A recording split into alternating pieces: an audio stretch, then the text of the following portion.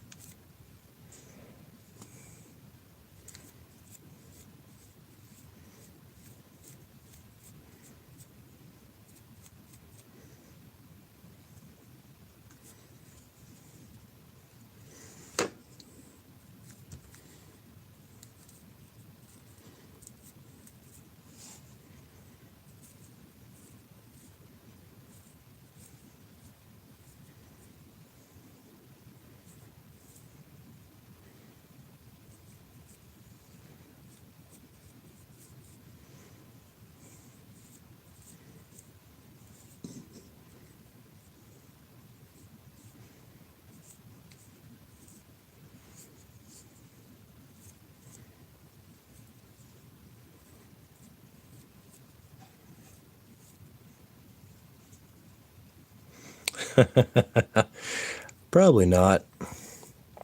However, as soon as I saw the mini, I knew I wanted to get her because I thought she was really fun.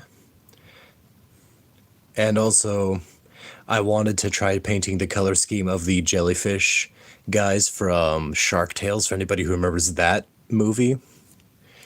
Because it may not be a good movie, but they had some iconic characters and moments in there. But just thought it'd be something weird to do. I had a feeling you'd probably get that reference. Oh, shoot. They were iconic. Granted, if you can make a Jamaican jellyfish as a character and fumble that, that's impressive. Like, unironically, if you can fumble a Jamaican character in a series and make them bad or boring, you fumble that character pretty bad.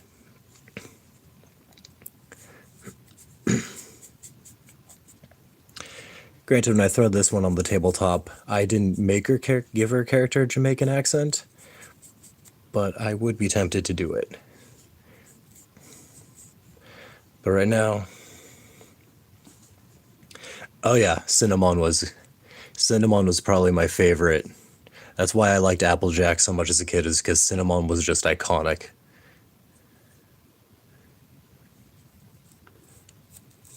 But yeah, no. The jellyfish from Shark Tales were the ones that kind of inspired the idea for it. I'm not the best with speed paint, though, so I kind of messed up on a few things. Yeah, no, new Applejacks, they screwed up Cinnamon, which is sad. But yeah, I originally tried the color scheme because I wanted to try doing a speed paint, because I've never used these before, except the one black that I've been using on the black armor for my minis for Warhammer. But I wanted to see if I could do like a pink and green and then a thin coat of speed paint on top of it to make it fade out a bit more. The only issue is that, I don't know if the camera picks it up too well, but you can kind of see where some of the speed paint cracked. It gives a cool texture that was unintentional, but overall I do like it, so I'm really happy with how the mini came out overall. But this was a learning experience. Oh yeah, no, for the most part, I am done with the jellyfish. I injured my back last week, and so the whole reason I haven't really been streaming or going to work is because I could not stand, I could not sit. I've been stuck to using a cane whenever I wanted to move around anywhere. So it was a little bad. However, I was getting caught up on some of the Transformers series that we talked about earlier. So I think I'm episode 4 or 5 of the animated series. Because apparently they're all on YouTube, which I found out by accident. So I've been watching that series and remembering a lot that I forgot from my childhood. Ah, gosh. I was watching it, it was the end of season 1, and they had Blitzwing's character when he and Lugnut got blasted to bits in the lake. My cousins and I loved the line that Blitzwing goes, where he goes, "Help! Give me a hand, or a foot, or maybe even a pelvis." I forgot that line. As soon as that line came out, I'm just like, no, I remember my cousin and I used to reference that line all the fucking time when we were kids after we saw that episode. We loved that. So I remember that was something that, as soon as I saw that, I'm like, yo, I forgot about it. And, oh, I gotta bring out some colors to get these all good. Blitzwing from animated was fun. I forgot how fun his character is, because I like his serious face, but I like how he alternates between the three. Crazy villains are always the best villains. I will stand by that to the day I die.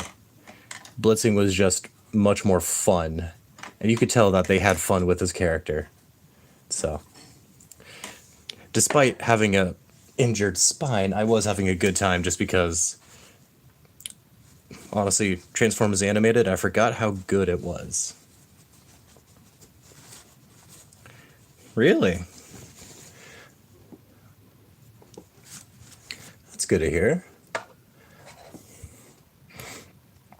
Yeah, welcome in everyone. This character I was painting while I was gone because I injured my back, and painting while listening to music is fun.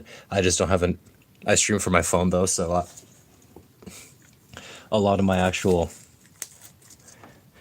painting I can't do with music just yet.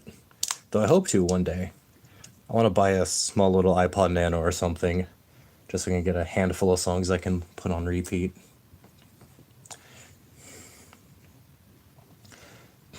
But yeah, no, I liked Blitzwing a lot. I forgot how fun he was for a character on the animated series.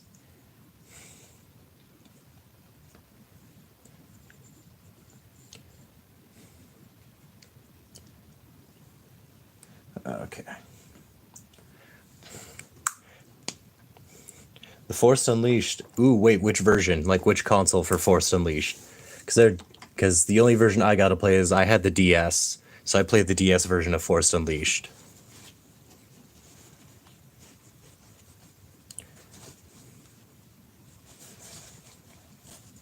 Xbox 360. Okay, that's a fun one to play on, yeah. Definitely better control scheme than the DS version. Now, mind you, I like the DS version for Force Unleashed, but console was definitely better. Then just gonna set her off to the side a bit so I can let her dry. I need to repass and get these pants painted up.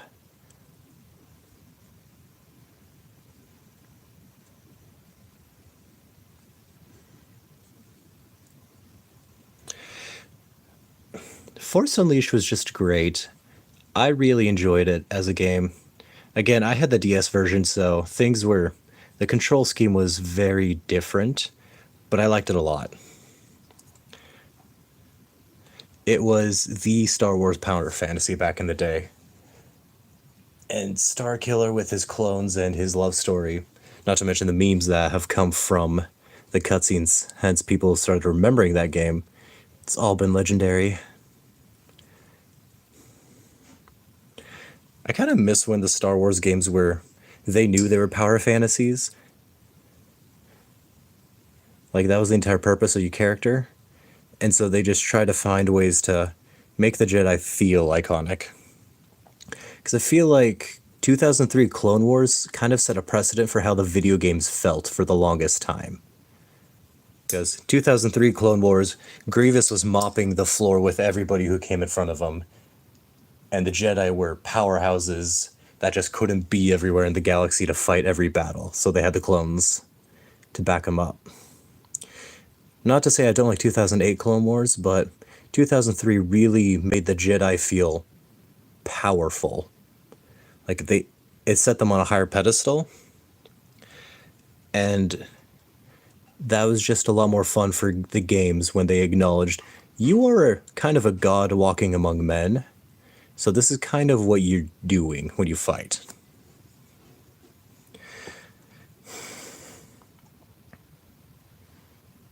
Yeah, QTEs are difficult because I don't normally like QuickTime events, but when done right, they are done very well and they're fun, and they can be very cinematic.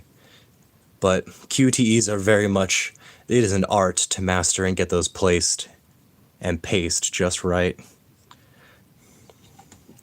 Knights of the Old Republic, I never played, like, I played the MMO for the Old Republic. I never got to play Knights of the Old Republic as the games. I got to play Jedi Academy at the time. And Jedi Academy I remember having a lot of fun with. But that's definitely a different beast to play.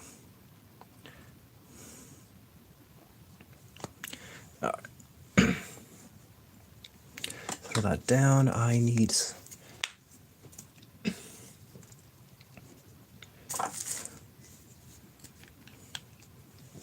a little bit of silver. A little bit of speed paint. Try to get the armor detail on Snow Blight figured out here.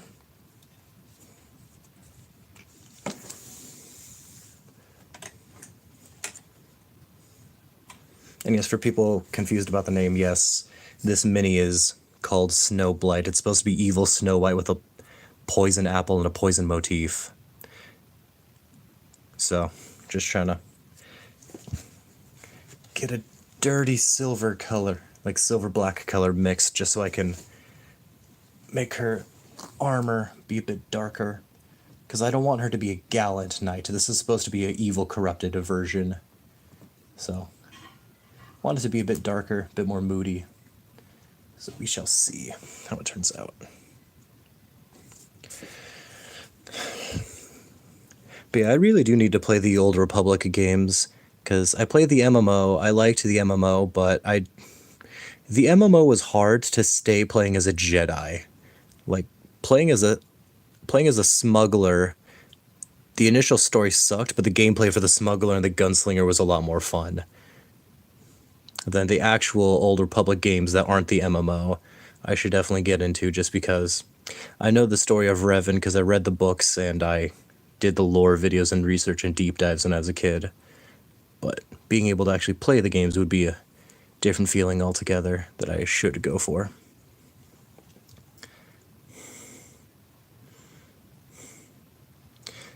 Oh yeah. Well, yeah, it's kind of how we were saying earlier, is QTEs kind of live or die by how you implement them. Because if you do it right, it gives a sense of power and feeling that you want to feel as you're beating up your enemy in a cinematic mode. But it's kind of difficult because a lot of people really just made QTEs not fun. And so, it's a mixed bag for me. I think QTEs are good when done right, but there have been so many times where they've been done wrong that it's hard to defend them. However, that's also the same as having a morally gray story setting. There's definitely ways to do it right, that's phenomenal, but then there's so many times where it's been done wrong. No, that's fair. There was, oh crap, what's the name of it? There's this game I played on Steam that had, it was a fun beat 'em up game, but it had so many QTEs I couldn't keep up with the story because every boss fight ended with a QTE. I just couldn't get behind the story enough to really care. It was some sort of game where you lost your memories, but you were somebody who could like alter the memories of other people in a cyberpunk France setting. I remember thinking the story was cool, I just didn't care enough about the story to finish the game. I should probably go back and actually play it and maybe try to finish it sometime. Because I still have the game. I bought it for like $40. I just don't remember a whole lot about it. I also haven't tried to play it since like 2017. I also struggle to think of why Mortal Kombat needs QuickTime events. Because don't get me wrong, like we said, they can be very cinematic. And they can be good. But Mortal Kombat with QTEs, I'm not exactly the biggest Mortal Kombat fan, and I haven't played too many of the games. So I could be very wrong. I can't think of Mortal Kombat and QTEs mixing too well. But I've been wrong before, I will be wrong again, and I will not be surprised either way.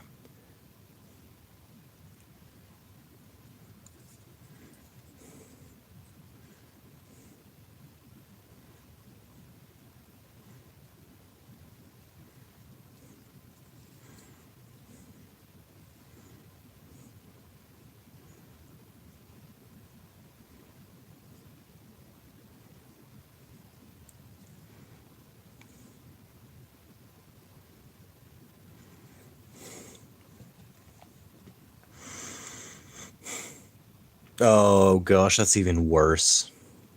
Because I can understand the idea of trying to keep people invested in the story by putting them in cutscenes, but sometimes it's not bad just to let the cutscene play. Because there are times where, yeah, if you're invested in the story, you're going to put down the controller and watch the cutscene play out. I've done that many times before, so I would have definitely fallen for that trap. Gotten stuck.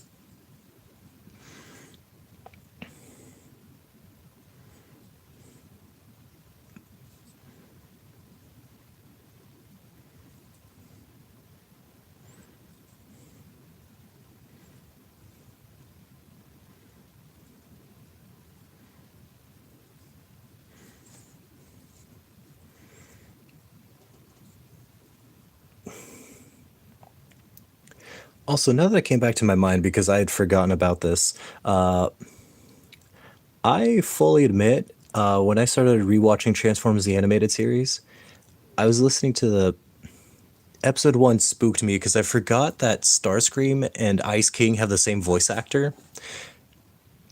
So hearing Starscream, like Ice King's voice coming out of Starscream, kind of threw me for a loop.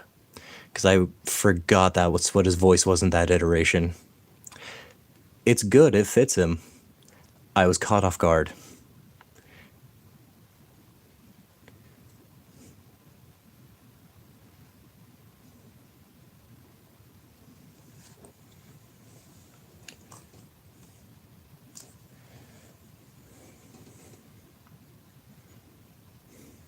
I don't know about SpongeBob. I never watched SpongeBob as a kid, which ironically enough, which is actually kind of ironic, because despite the fact that I wasn't allowed to watch SpongeBob as a kid, I just recently got new Magic the Gathering cards, and as a joke, my new commander is Mr. Krabs.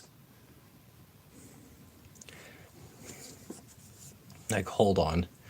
Need to. I know I got it here somewhere. Yep. So, I'm building a Voltron deck with my new commander for Magic the Gathering. And this is the guy I'm building my deck with. It's Charix. He's a very big crab. Problem is, when I was getting Charix, I noticed Mr. Krabs is a reprint of him, and also like $1 more. So I've never seen a full episode of SpongeBob in my life. But as a joke, just to make sure I can make fun of my friends, I now have my commander that if I want to make fun of my friends, if I don't want to take the game seriously, I'm just going to replace my commander with the reprint for Mr. Krabs just to harass all of them to make them mad at me. So, that's a thing.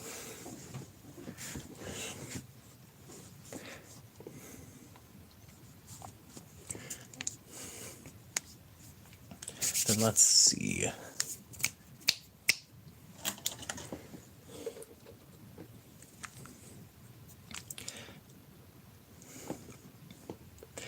But yeah, so that is my dumb escapade with Magic cards right now. So that's just about dry. So I can get some stuff painted on there. Did I get... No, I forgot the back of her hand. I knew I was missing something. Yeah.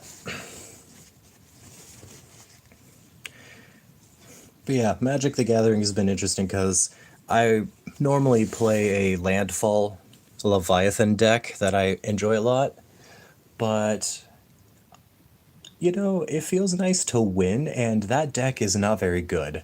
Like, the commander is fine, it's AC, Tyrant of Gyre Straits, so he's decently powerful. I just didn't have good cards to really build him.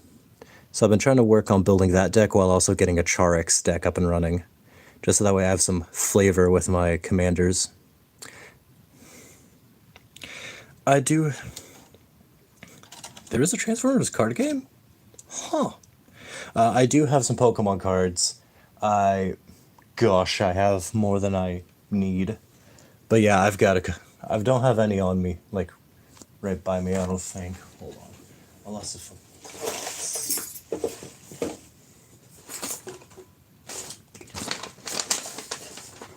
No, because I was moving them somewhere else.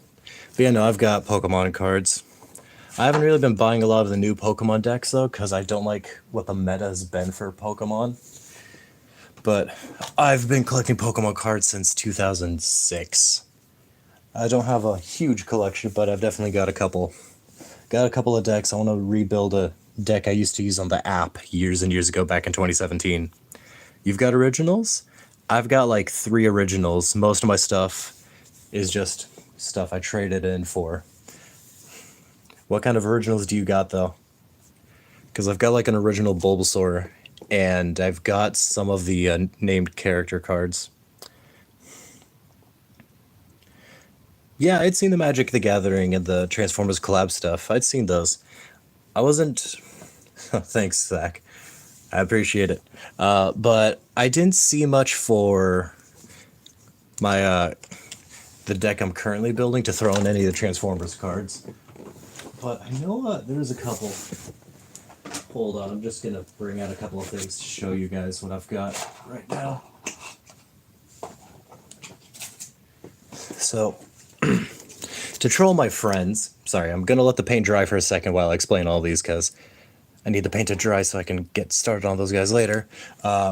Current deck I'm trying to build is a Voltron deck, because I think Charix is just funny having a 0-17 with his ability of plus X minus X depending on the islands I have. I like that as my normal commander for a Voltron deck. But the other deck I want to build is going to be my Sweat deck, so I can guarantee wins, and I'm building a Rat deck. I pulled Vren a while ago, and he's so evil, but I want to I'm so tired of some people. Like, there have been so many times where a lot of people don't... Like, I'm tired of having people use graveyard play. So exiling everything that dies just as a middle finger to tell them, no, your graveyard is invalid, you don't get to use it. Kinda nice. So I'm happy to build my Salta deck with Vren. Hey, no worries, King Zach. It happens. I get that feeling. I'm a little slow and I'm new to streaming, so I'm definitely going to be a little slow in answering everybody. But I try to make sure I notice and respond to all the comments I get. It's part of why I like being a small streamer, is I have the luxury of my chat goes super slow, So it's easier for me to notice and then respond to all the comments in a somewhat timely manner.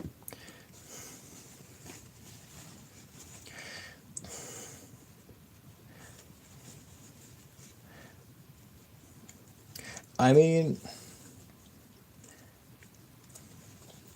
it's all good, man. I would like to see them, but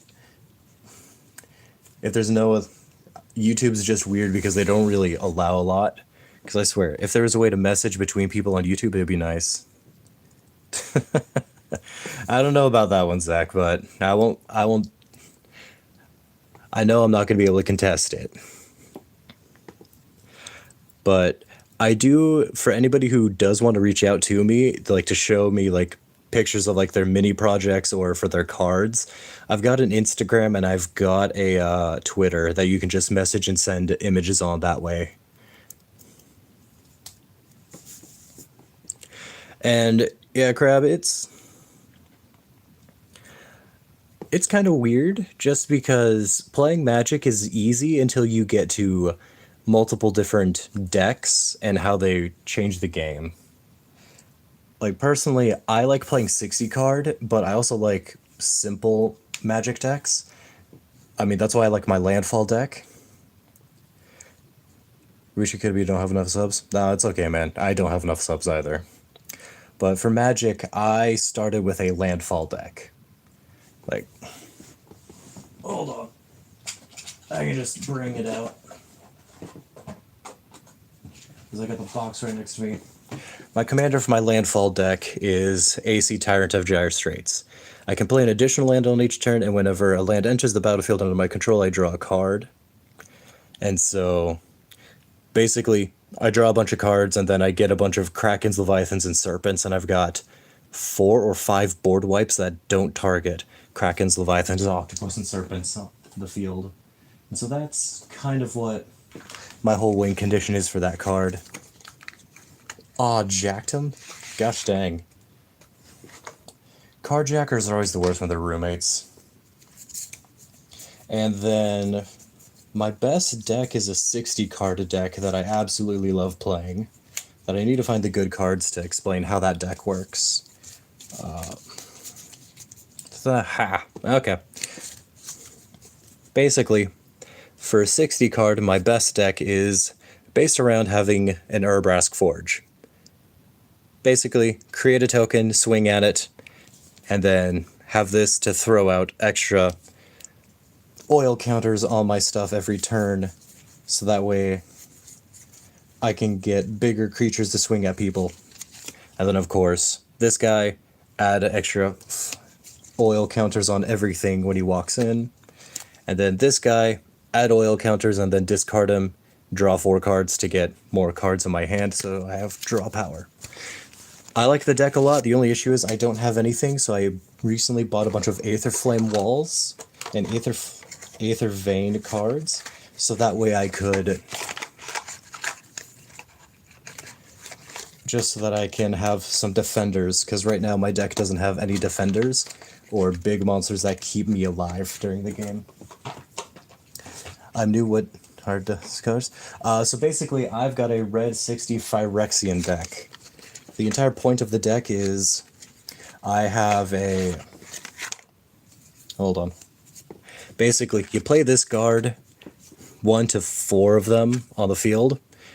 Begin combat, you put a counter on him, and you create an X1 creature with trample and haste. You swing with them, and then they die, and then the next turn you get more oil counters to make a bigger creature. It's basically, I just sit by and watch as I stack, essentially, counter after counter every turn, to then swing with a creature that has bigger and bigger power every turn. The only problem is, with my deck's current setup, I don't have anything on the field between turns, so everybody can swing at me for free. So I'm trying to not die too quickly. Dorada, I know of it, but I've never actually seen it yet. It is on my list, though. Also, because I'm a degenerate weeb, as some of you might know, or have guessed, this is one of my favorite deck boxes that I bought by accident when I was getting back into Magic with my friend. I can't show the backside of this box because the art's a little spicy. But this is my favorite deck box that I do like to keep my favorite cards in just to keep them safe.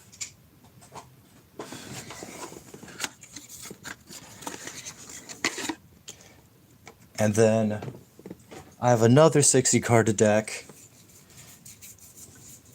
that is very simple. My deck is based around, let me find some creatures just to throw them. But my friend let me build another 60 card deck that has been very nice. And everything about this deck I could show you guys maybe later for what the box art is on that. Basically, my other is a white-black deck, which is very simple. I have extort creatures, and I've got lifelink creatures, and I gain life. The entire point of this deck is, if I gain life on every turn, I create a 1/1 back token creature with flying. Having this is on the beginning of combat on my turn, each opponent loses 1 life and I gain 1 life. I can pay the extort fee with this defender or with this flyer, and if I pay a white or a black, each opponent loses 1 life and I gain that much life. So I just get to mess with everybody as I gain life, they lose life, and I don't even have to attack with those creatures. It's a very fun 60 card deck, and like I said, my 60 card decks are better than my commanders because I haven't had time to build my commander decks to be as good as they need to be. But I've had a lot of fun with them. Anime's great. I've been watching anime since 2011. Then we're going to be a little risky because, you know what? We're going to risk it. Just because I think it's funny, and it also shows the fact that my name is Degenerate Quail. You guys should know this. So as a joke, back in 2016, I remember the waifu wars. Basically, for those who weren't around back like 2017 and before in the anime community, everybody was always fighting over who their favorite anime girl is, who's their waifu. And I said it was, of course, the spider kids drunk off caffeine. And that's why Raccoonera has been my waifu, and I've never changed it since. I've enjoyed her immensely. I think she's very fun as a character, and reading ahead in the manga, I absolutely love it. Though, there's a reason why Monster Musume is never getting season 2. Yeah, most of my trading cards are going to be Pokemon, which I don't have a lot of right now, because I have been moving things around a bit, and I've got a bunch of Magic cards. I used to have some Yu-Gi-Oh cards, but I never learned how to play Yu-Gi-Oh, so I kind of gave them away. I think I've got like a handful of cards back in the day. And then if I ever find the box again, I have my original Bakugan from back when Bakugan the first series was airing, along with some gate cards and ability cards. But I've got a Bakugan, a Darkest Row Battalion, and the fun part is his original power from back in the original series was 420. So I get a 420 dark type robot. Absolutely love him.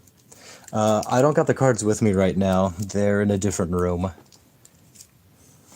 I'll have to bring them out for next time, though. Ainzu Lagoon is a good waifu. He is best Skelly boy. Side note, for anybody who does play Magic, I'm surprised this card was so cheap. I got it for like 1 cent each card. I don't know if anybody has actually seen this, but I'm throwing in my Voltron deck because what do you mean Afflict 1 is not common in Voltron decks? Basically, as the card states, whenever a creature using this weapon attacks and is blocked, defending player loses 1 life. What do you mean this is so cheap? I got this for like literally a penny each, and I got 2 of them. This is such a broken card because I swing at you, and even if you block all the damage, you still take 1 anyway? Are you kidding me? Give that to something with trample, and it's over. Sure, it's only 1, but swinging with 1 is still better than just that. So I don't know why that card is so cheap. Granted, This one's going to be mean to run with Charix. Let me bring him out real quick. Because I decided I wanted to be a dick. So, Commander Plate. Creature gets a +3/+3 and has protection from each color not my commander's color identity. My commander is only blue. So, instantly 4 spell types do not affect him at all. This is... I mean, it's not surprising that Commander's Plate is like $30 a card. But I'm excited I got that. And then, because I'm an asshole and playing a mono blue deck, I of course need some good enchantments. 1,000 card loss for less than $25 on Amazon. Yeah, Magic is so expensive. On Saturday, I got a box from the Tarkir set, which is a bunch of dragons. Only $130 for 10 booster packs. So I'm doing a draft with my friends on Saturday. And then around the 14th or the 16th, I'm getting a Bloomburrow box, which is $160. Bloomburrow is my favorite. Oh, gotcha. But yeah, to show you guys how much of a dick I am because I'm playing blue, I've got some cards to go with my Voltron deck. Let me grab my commander again. So Training Grounds, $5 card. Activated abilities that I control cost 2 less to activate, which means his ability of getting +X -X until end of turn is now only 1 with this out. So that's already mean. Ominous Seas. Whenever I draw a card, put a foreshadow counter on Ominous Seas. Remove 8 of them, and I create an 8/8 blue Kraken creature token. I am in a blue deck. Drawing a card is very often and happens a lot for me. Shark Typhoon. Whenever you cast a non-creature spell, create an XX blue shark creature token with flying, where X is that spell's mana cost. So I have a bunch of equipment cards like I have, or another enchantment card, and I get to create a flying shark creature, because Sharknado rules is amazing. Dismiss into Dream, because I am a dick.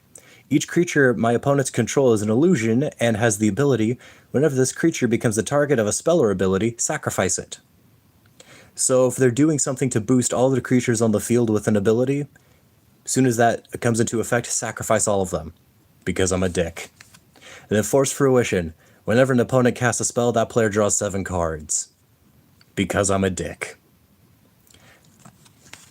I've decided that trolling my friends, because I'm tired of having all my creatures get killed by their black decks, is not something I want to continue with anymore. So I'm being a dick. But I play blue, so I'm gonna be a dick anyways. Honestly, Pokemon cards are expensive. I love Pokemon. It's my favorite franchise ever. But Pokemon cards are ridiculously expensive. It is impressive. But I still want to build a dark type deck, and I want to get more Sableye cards, because the guys, she's kind of getting blocked in the back here, but got my favorite Pokemon always out here with me.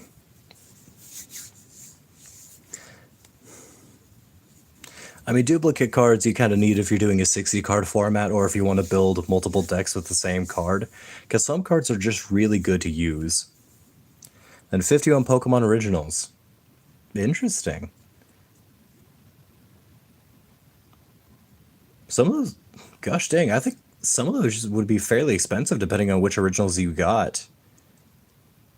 Oh, sorry, man. I try to do my best, but I do let loose a few curse words from time to time. I'll try my best to not use it. It's just I'm not always the best with keeping them out. And Crab Deck for Magic. Crab decks are fun. I do enjoy... They're not the best creatures, but they have some fun abilities that can mess with people. So, I would recommend it. Crabs are fun. Magic crab cards. I should clarify. That phrase is not... I regret saying that phrase. But crab creature cards in Magic are fun.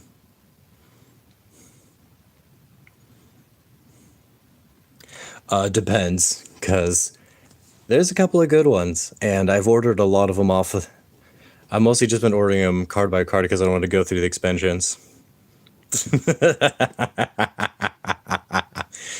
Good on you, Crab. Good on you.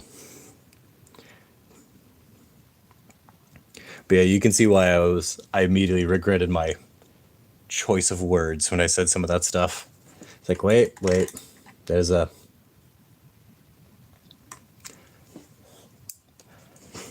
I made mistakes. I made mistakes. Mistakes were made.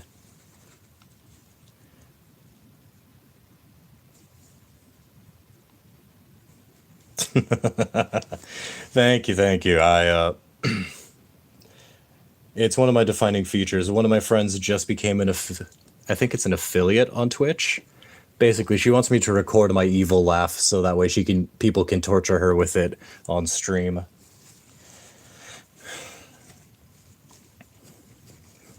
Regrets? What's that? Something I know a lot about that I wish I didn't, Crab. That's what those are. But yeah, no. Got that. Then I need to get some brass or bronze. We're gonna try bronze first.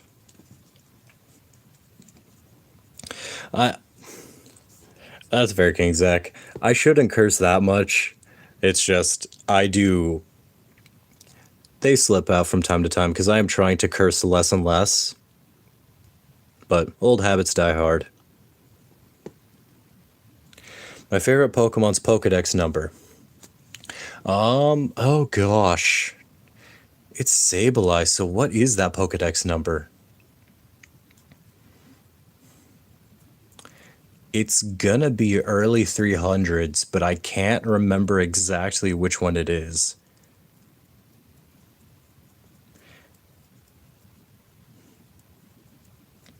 I want to say for Sableye, its Pokedex number, I'm gonna guesstimate around 305 or 307. Like 305, 307 in the national dex. I think that's what it is. I don't quite remember.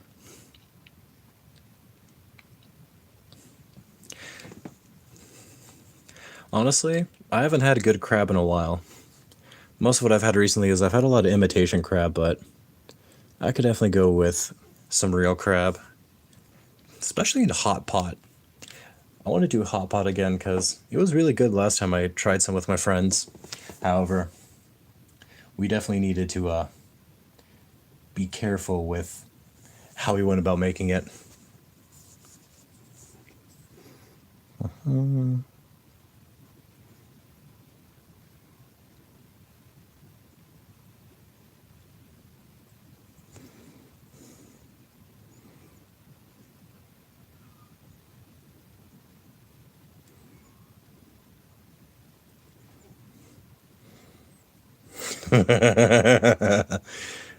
I don't know about mukbangs. Because mukbang would mean I'd have to show my face, and I've got a face for radio. I mean, some people say I've got a voice for radio too, but I just stick with I've got a face for radio.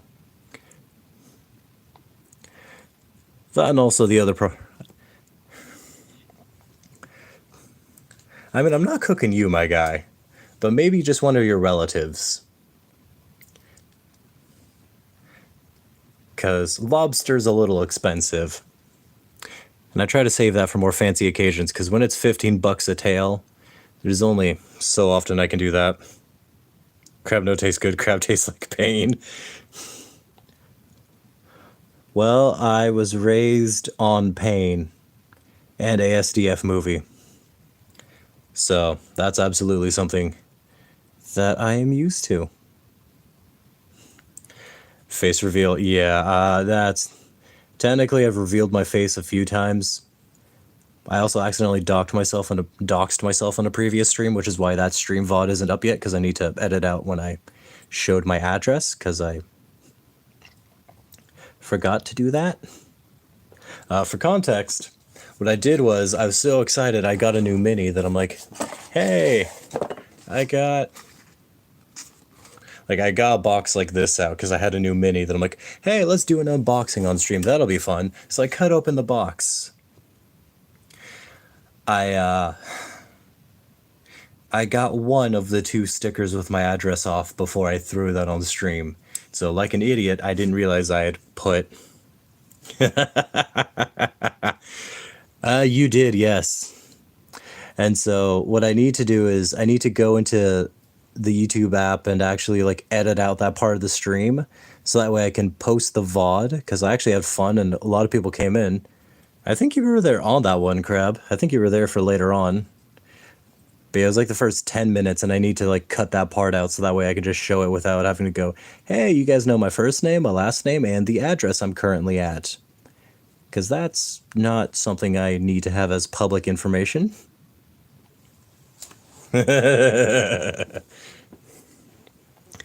Yeah, I got one of the 2 address stickers off. I didn't realize they put 2 stickers on with my address. So that's on me, because I thought one and done was the normal standard. However, the shipper made sure that my package got to its location. The only problem is they showed off and made sure that everybody knew my location. So, being a dumbass, I didn't notice it. So, that was a mistake I made. Where's my mahogany brown? There it is. Yeah. Yeah. Mistakes were made. I make mistakes a lot. Thank you, thank you. But yeah.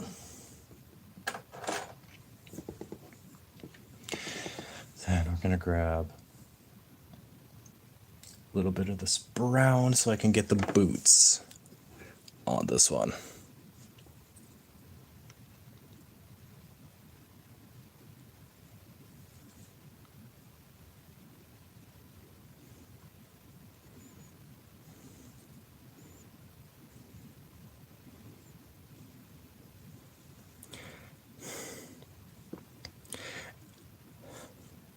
Honestly, I'm not entirely surprised. Sableye is not that common of a Pokemon, and I don't remember his Pokedex entry, because he's towards the beginning of the Pokedex from Generation 3.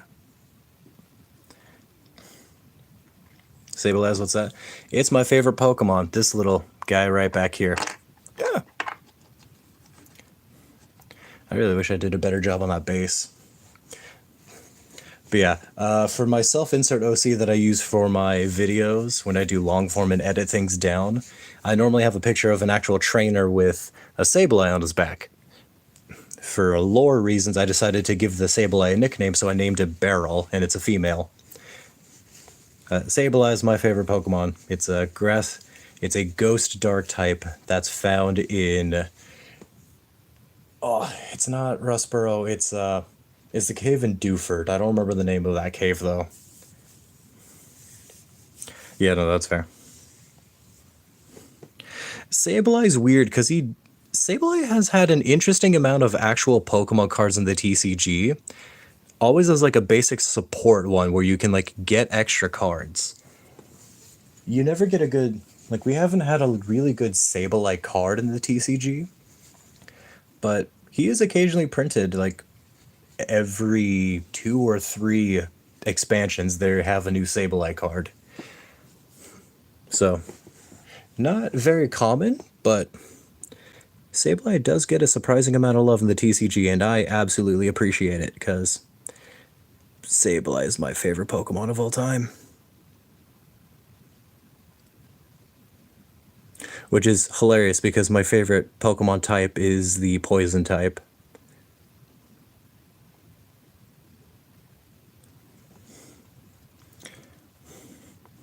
Original Raichu? Ooh.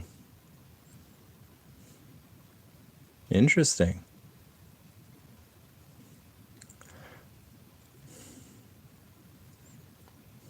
I don't think I've seen an original Raichu. I think the oldest Raichu I've seen is Lieutenant Surge's Raichu.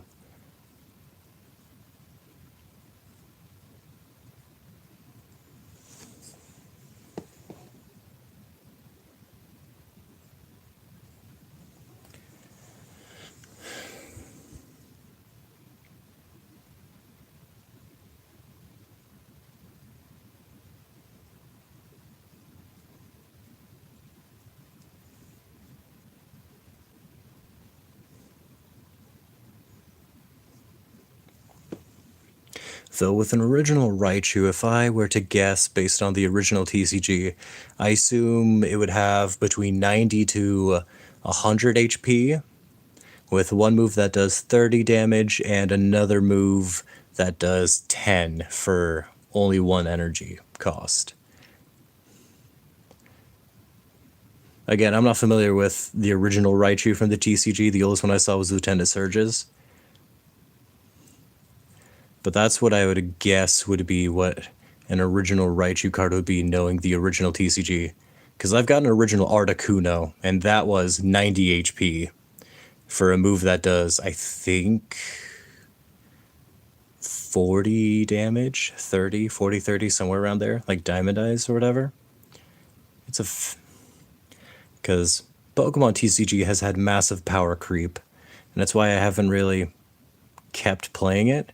I also don't like the meta with the last time I checked in on the meta, it was the dark type like the fire type deck with the dark type terrestrialized Charizard, and I just did not like that. I found it very annoying to play in the meta like that. Pikachu and Raichu, but I don't have the third. Ah.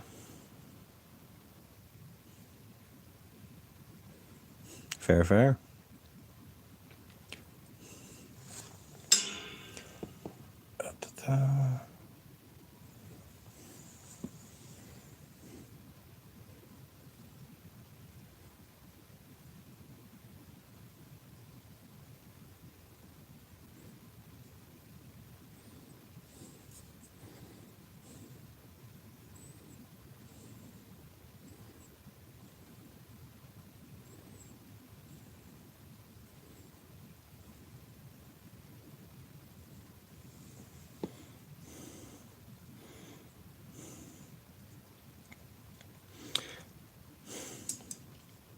I'm good, thank you, though.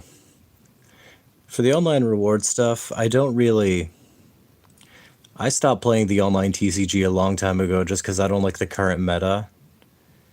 And they also... My account still existed, but they did an overhaul, so all my old decks and cards just no longer exist on the app, and so I just have never wanted to get back into playing the Pokemon TCG.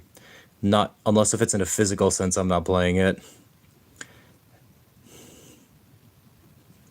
But thank you kindly, Crab. I do appreciate the offer, but for Pokemon and Magic, I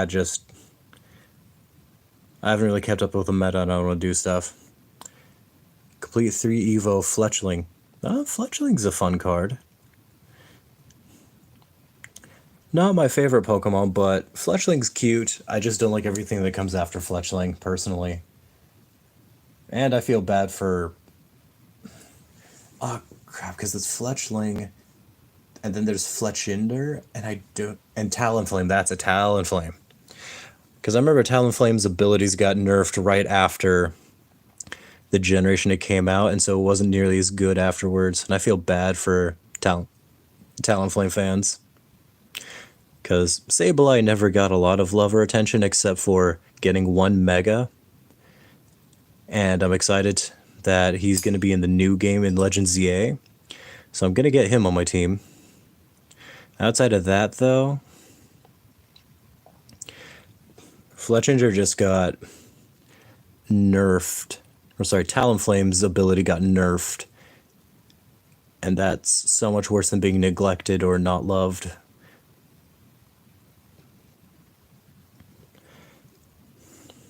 Online stuff is interesting.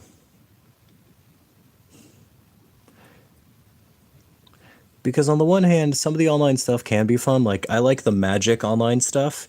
I don't like how they got everything running, but I think for Magic the Gathering, it's very fun, easy to get into, and you get some good cards that are reliable decks to complete your daily challenges.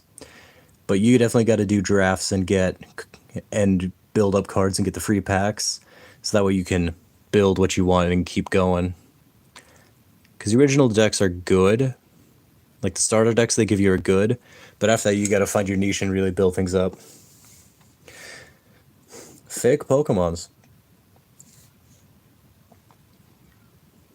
I mean, hey, if you got a collection and you like them, then that's all that matters. Because fake Pokemon can be fun and decorative. Just depends on what you got.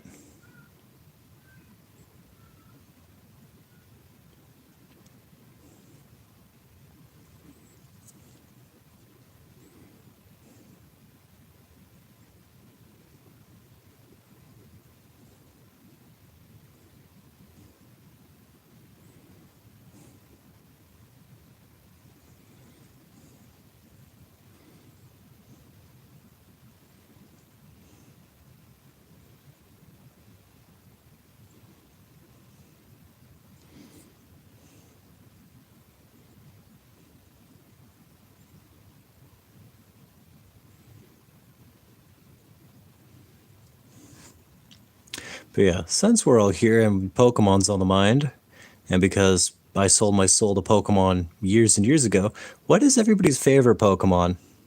It's kind of obvious by my PFP, as you guys can guess, that Sableye's my favorite. But what's everybody's favorite Pokemon in here? I am curious.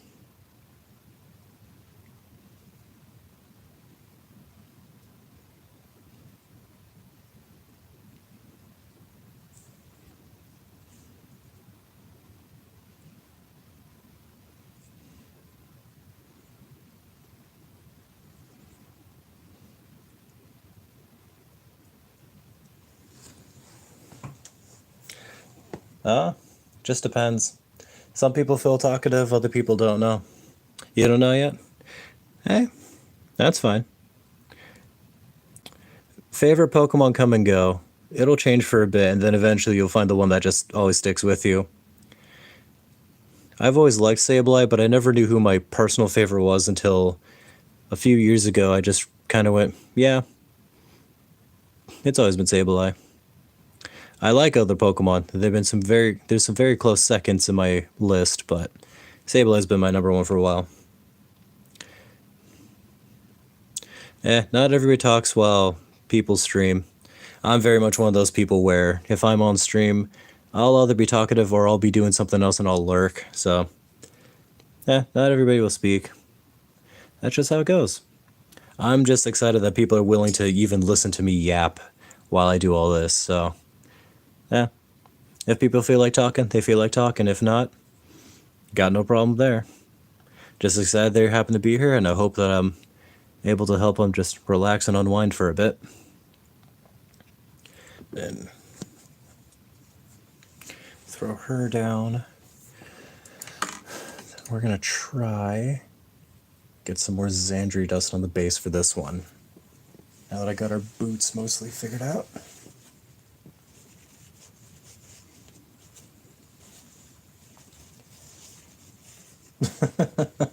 Thank you, Zach. I appreciate it.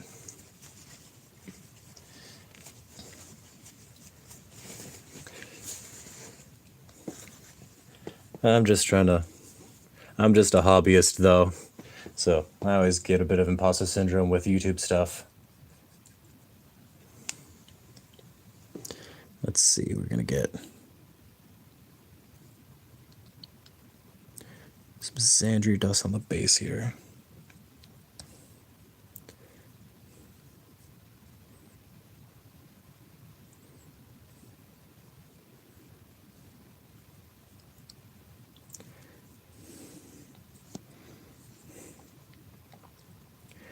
Okay.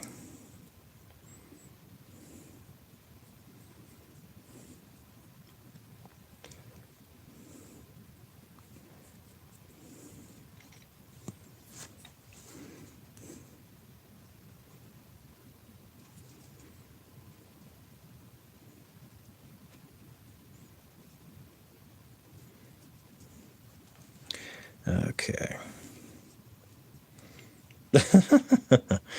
Well, I am fairly small as a YouTuber, so normally I'll have 2, sometimes maybe 4 people in chat at once. So as far as my streams go, very few people are really gonna be in here, so it makes it easier for me to see, notice, and respond to everybody. So I just have that advantage. The bigger I get, the harder it's gonna be for me to respond and notice everyone. But for now, I can enjoy the privilege of being small. So that way I can be focused on what people say and I can hold a somewhat coherent conversation. Because I don't know how bigger streamers do it. I got a friend who she's been streaming a lot longer than I have.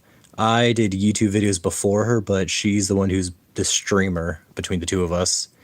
And I don't know how she keeps up with people. Because sometimes her chat's popping off, and I'm just like, man, between my sass, one person giving her tips on how to actually play the game she's playing, and then a couple other people asking random comments, and one guy who really wants her to sing, I respect her, because I don't know how she manages to do that. However, I respect her mostly for that, because then when it comes to normal stuff like whenever we play D&D together, she has such a short attention span that I will always roast her about that part. It's like, oh, you're so good to your chat. I'll do my best, Zach. Hey, Direwolf. I'm doing all right. Getting over being injured because, like an idiot, I injured my back last week, which is kind of why I've been silent on my channel and stuff. Because I was really hoping to finish Evil Snow White last week, but I'm doing all right. How have you been, all things considered? Because I remember you saying that you were getting some more subscribers over the while, so all that going well?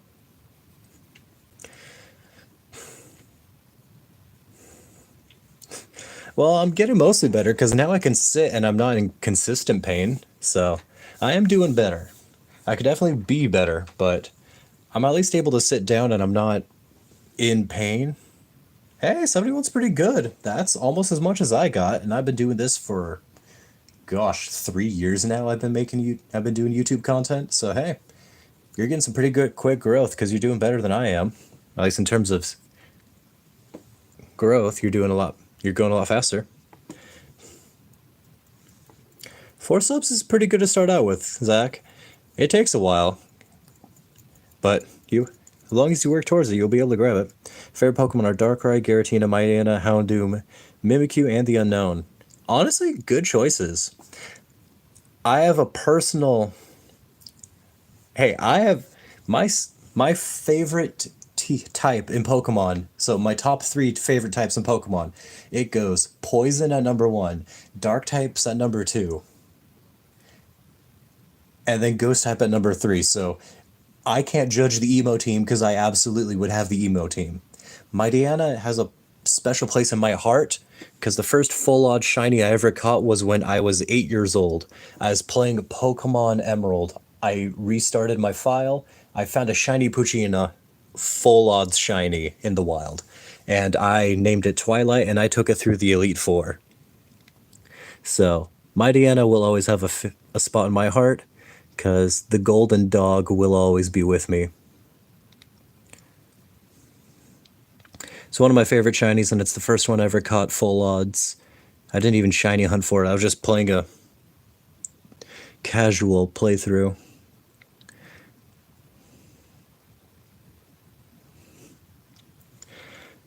Besides, I may not be an emo teenager anymore, but I still listen to the emo music I listened to as a teenager. Zoroark and the dark ground type alligator, right? Krokorok? No, that's not it. Because Krokoror were shades in the anime. Yep. Yeah, I know which one you're talking about. I'm trying to remember his name. Crocodile. It's Crocodile. Yeah, Crocodile is a really good one. I've used him in a few ROM hack playthroughs before. I absolutely love its design. I hate Crocodile shiny, but I love how it looks. But yeah, I may be a 25-year-old adult, but I still listen to my emo teenage music. Like, just last night, I felt like reminiscing, and so I was listening to Fall For You by Secondhand Serenade while I was lying in bed before I went to sleep I think it was last night. It was either that or the night before. Which, if you want emo trash music, I love that song to death, but there's a reason why we memed the absolute hell out of it. Oh yeah. Crocodile always needs to keep the shades. The problem is the yellow does not look good on the sprite work for his shiny. Like, I like Crocodile's design, but making it shiny yellow was not the right call. They should have done like a blue or a purple from the red. Instead, they went with a weird yellow with blue instead of replacing the black. That's like, it's fine. Just doesn't look too good.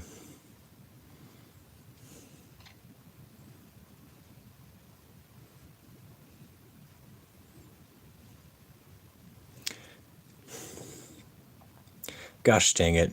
Talking about my emo trash music, and now I've got Secondhand Serenade Fall for You stuck in my head now. Oh, you're from the Philippines. Okay. I'm from the US.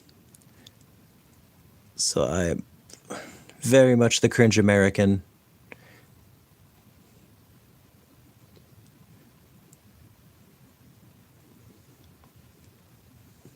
Red Jumpsuit Apparatus. Okay. That's not a name I've heard in a while. I've always heard good things about them, but I've never actually listened to their stuff. Do you got a song you'd recommend that I should listen to from them?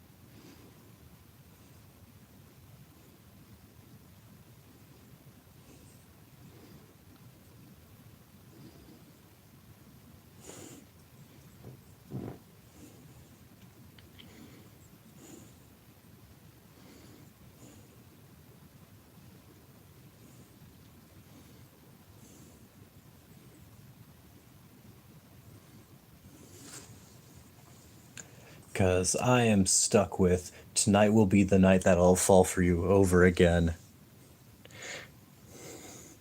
This is the only song I have from them, and my playlist is face down. Okay, I'll give it a listen to later. Hey, anything that will help me get Secondhand Serenade Fall For You out of my head.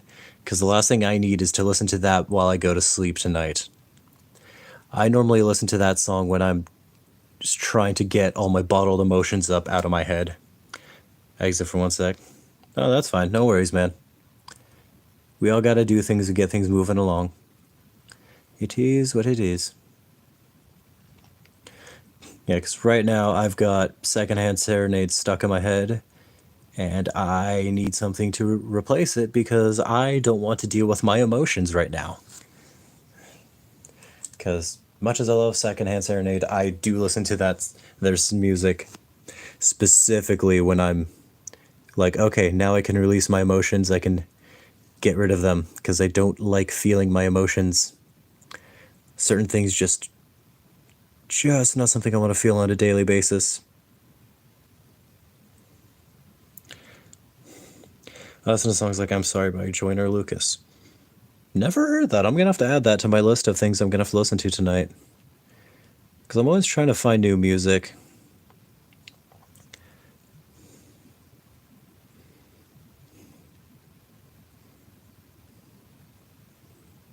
Especially because I can't listen to emo trash music all my life. I gotta have something different for a change from time to time. And if all I do is listen to that, then yeah. Oh, it's all good, Zach. People have their own lives. They have things that they do in their own day to day, so if you miss anything, it's all good, man. I know, but things happen in life. We all have our day-to-day stuff that we have to do and handle, so if you miss anything, no worries. I am very inconsistent as a streamer because I typically stream after work or on my days off. Since I'm injured right now and I can't go to work, I haven't really been at work, but I also haven't been able to sit properly in a chair for a while, so this is kind of...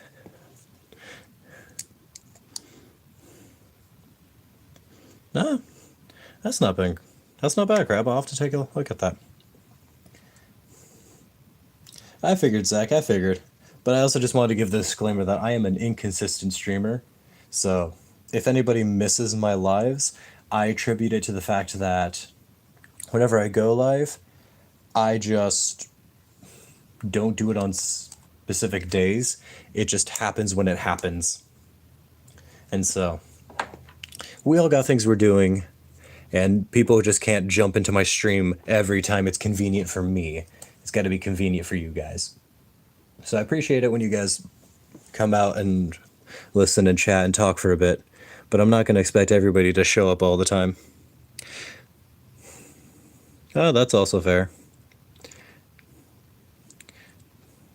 I'm fairly small and insignificant as far as YouTube creators go, so I wouldn't be surprised if YouTube doesn't really tell people that I'm live that often. Tonight, for example, I didn't even make a waiting room. I just kind of, because I was on the fence if my back would be able to take streaming. And so this is just a very impromptu, I just threw on my stuff, hit go live, and just went from there. It's kind of why I've been a little scatterbrained. Because normally I try to do a waiting room just so that way people can see, oh, hey, in a few hours he's going live. So that way there's a chance people will see that I'm about to before I do it. But that all happens at the convenience of other people's lives. Because things happen. I appreciate it, King Zach. But as much as I do appreciate that, I would also say try not to forget to do your own stuff too. YouTube is a place for all of us to create and to do our own things. So make sure you're doing your own stuff. I appreciate people watching me, but I also want to make sure other people achieve their own goals and what they want to do in life as well.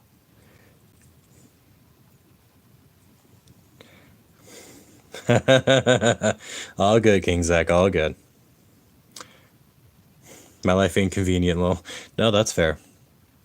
Life isn't fair, it's not convenient, and time waits for no one. But if I have anything to say about it as a content creator, I want to build a community where I expect everybody to succeed at the one thing they set their minds to doing. It doesn't have to be anything big, doesn't have to be anything significant. I'm not expecting you to save the world. But I want you guys to have a goal and work towards it. Because it ain't real success in my book unless if we're all actually getting by and figuring something out.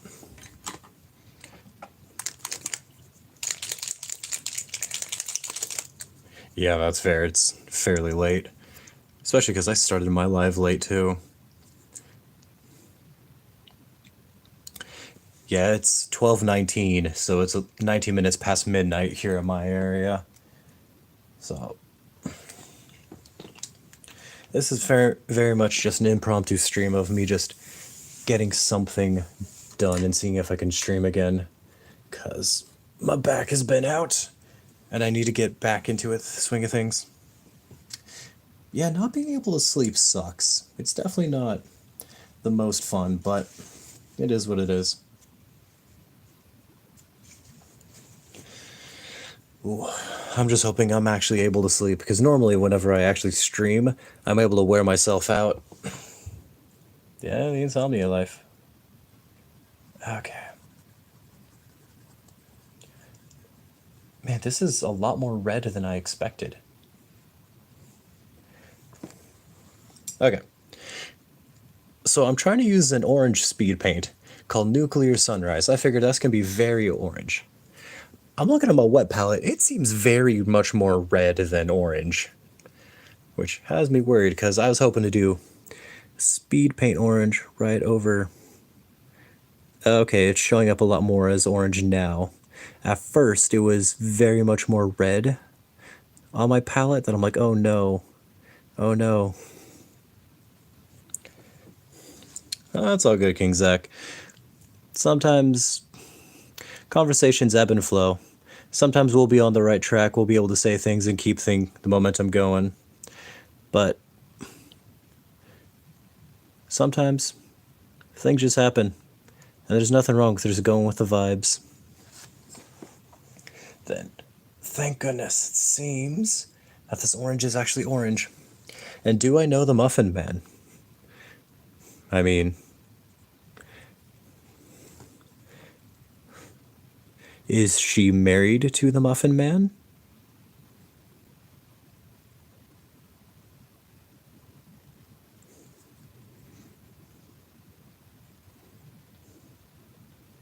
I'm sorry, as soon as I see Muffin Man, I always think of the... Who is she? Well, she's married to the Muffin Man. The Muffin Man? The Muffin Man. She's married to the Muffin Man.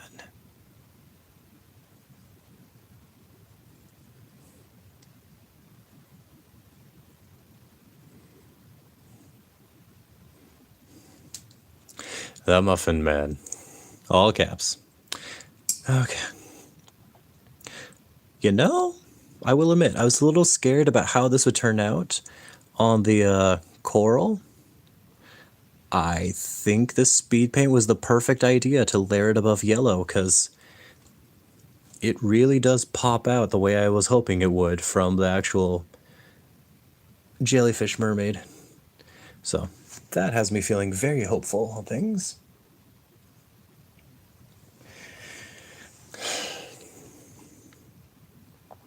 But yeah, as soon as I can, I will always reference the Shrek dialogue about the Muffin Man. Because if she's married to the Muffin Man, then we have to launch an investigation into the Muffin Man.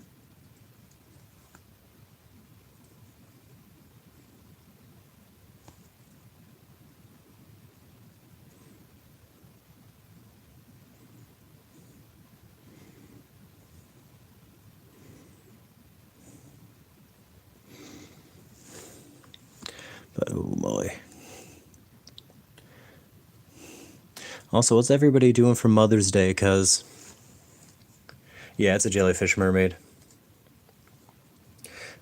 Don to Don. I've seen a few clips. I know of the initial story beat, but I haven't actually sat down and watched Don to Don yet. It's on my list.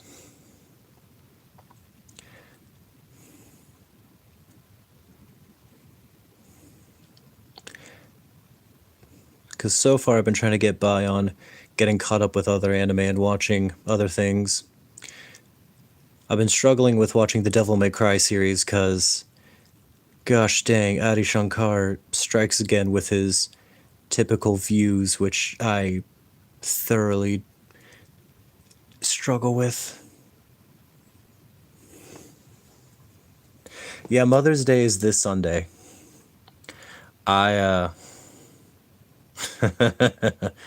Fair. But Mother's Day is this Sunday, and this year I wasn't sure what to do because money's been fairly tight for me this year. But the one thing I wanted to do was I'm going to a porcelain shop in the town where she lives, and I'm going to custom paint a thing for my mother. What I want to do is I want to get a mug and custom paint a design, a flower design. The only issue is I don't know what my mother's favorite flowers are, and I'm not painting my favorite flowers. The reason why I'm not going to do my favorite flowers is, for those who don't know, my favorite flower is a foxglove. I love foxgloves to death. The problem is, if you know the language of flowers, foxgloves are typically the flower for insincerity. And the last thing I want to do is get my mother a present where it's got a pattern of flowers that represent insincerity, because I'm not calling my mother insincere on Mother's Day. That's not going to be good. You forgot? I mean, it's Sunday, so from where you are, it should be Friday. I don't know if the Philippines and the US have the exact same day for Mother's Day, but I know I don't have that many more days left until I actually have to go. Oh, it's now? Ooh. Well, I wish you luck there, King Zach. Not much else I can say there. But that's just kind of my plan for right now is I just want to do something for my mother so that way she has something kind of to think and remember of something I did for her, but we shall see how it all turns out. Paint a variety of flowers and say something. I couldn't decide which flowers are best, so I got them all for you. That's cute. That's not a bad idea. I was already sold on a different design because what I was going to do for my mother is I was going to paint bluebells because they're similar to my favorite flower, foxglove, and I wanted it to have a little bit of like my personality to it. But bluebells are a flower I enjoy a lot. that I know she doesn't hate them, but I know they're not her favorite. But so I was just gonna do that so that way it's, hey, I got you a pattern of something because I thought you might like it. Just so that way it's, when she looks at it, she can hopefully think of me specifically because my mother has a couple of sons now. And so we're all gonna get her covered with, we're gonna shower her with a bunch of gifts. So I try to make things a little unique and stand out a bit so that way she has something to remember us by that's different with our own spins on things.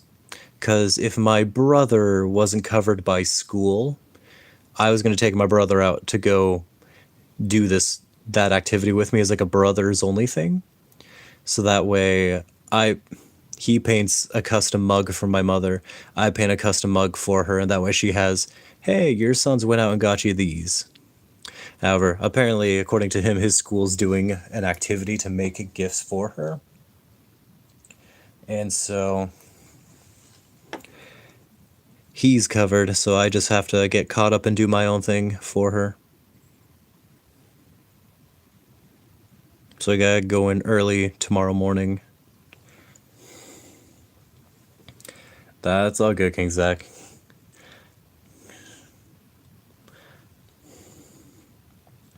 But yeah, next time, Crab, I'm gonna have to remember your idea because that covers so many more bases and works better than what I had planned. But I mean, a mug is difficult to hang from a fridge. But my family are also big into herbal teas, and so hopefully it'll be something she can use frequently.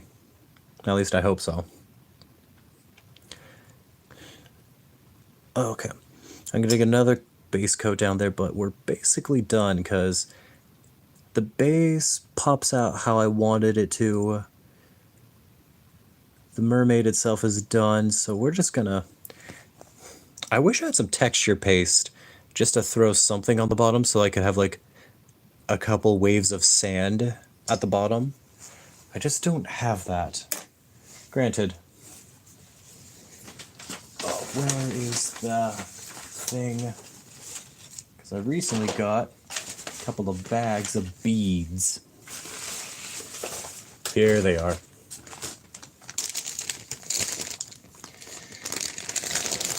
So, for those who have seen the poll on my channel, I ran a poll to say which Space Marine kit I was going to get next. Now, I had a couple options, but the next one are going to be intercessors with jump packs. So basically, guys in heavy armor with backpacks that can go like jetpacks. Problem is that with the army I'm building, these guys are based on an ocean world. And so I'm taking the jump packs and I'm going to get these clear beads that I'm going to glue from the back of the backpack and put them on the base. So that way the beads are what hold the minis to the actual stand. And so that's kind of what I've got recently for hobby stuff was I bought a bunch of glass beads. So that way I can get some guys that instead of flying, they're going to be using mobility packs underwater to kit bash. So that's what I'm hoping to do next, but waiting for that kit to arrive. I also need to figure out how to use the decals so I can get the decals thrown on the sky and finish painting the details on them because I never finished these guys. I got injured and so I haven't done everything I need to. Yep, the glass beads for nail art because that's what one YouTuber I follow does for his minis. Grandma loves and knows about herbal plants. Yeah, I like herbal plants and my family and I do herbal teas all the time. It's just,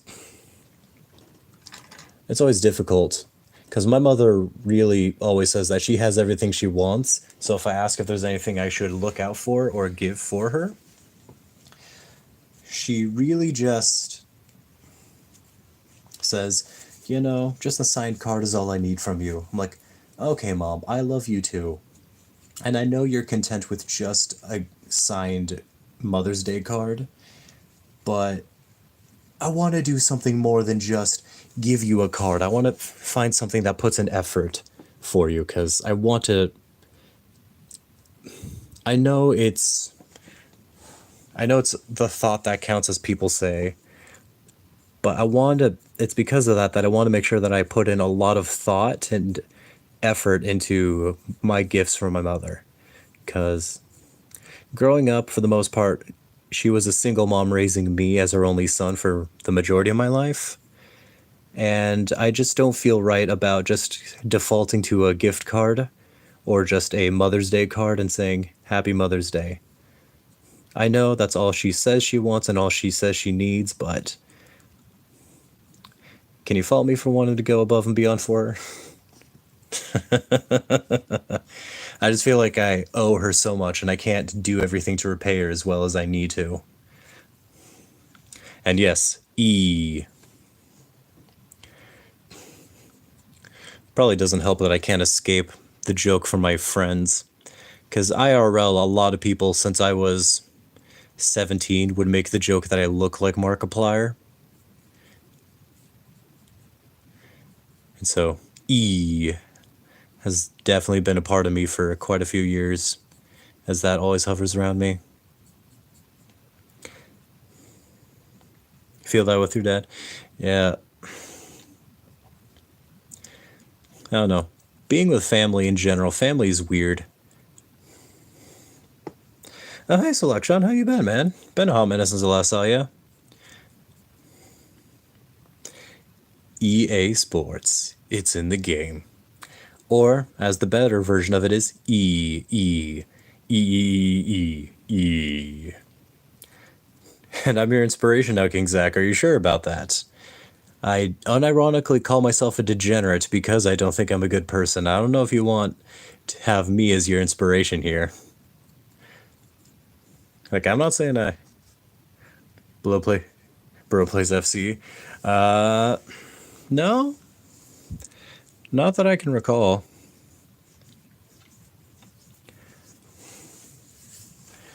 I just know that jokes about EA games. Granted, back in the day, EA wasn't that bad of a company, because they used to make some decent racing games. I've gotten through the first 2 episodes. First episode was jarring, because the weird... Couldn't join because of school, but today I go to school. No, that's fair, man. Like... School is important. You should be going to school, so I'm not going to tell you to not go to school. But yeah, I've gone through the first 2 episodes of Devil May Cry. They introduced Dante and Virgil. Dante's fine. Like, for the most part, he does feel like Dante, so nothing too much there. Having him and Virgil fight in episode 1 has surprised me, because that very much set everything up quickly. And I don't like some of the lore they're doing, but for the most part, the DMC anime isn't bad. But Adi Shankar is very heavy-handed with his beliefs on certain things that I'm not the biggest fan of how he handles his stories. But Adi Shankar, he's just going to be he's definitely not a guy I think I would enjoy talking with that much. But I've definitely started DMC, and I've got 6 more episodes, because I think it's only 8 episodes for the entire series, which honestly surprised me. I love the anime, but I hate Mary. That's fair.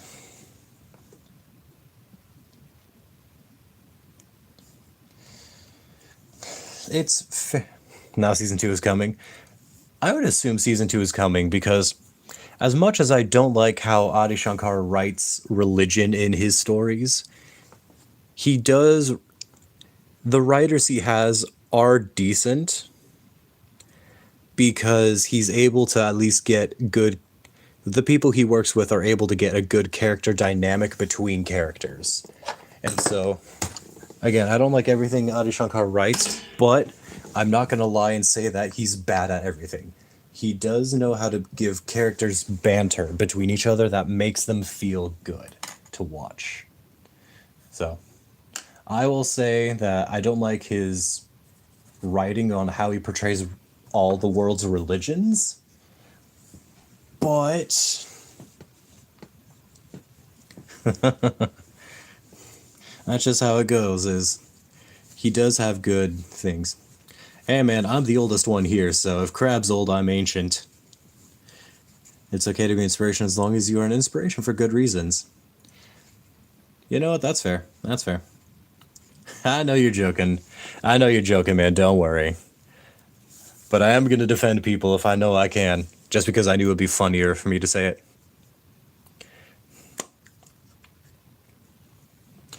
I mean, I can't sleep either. That's normally why I like to stream late at night. Because normally once I'm done with the stream, I can just... Ah, crap.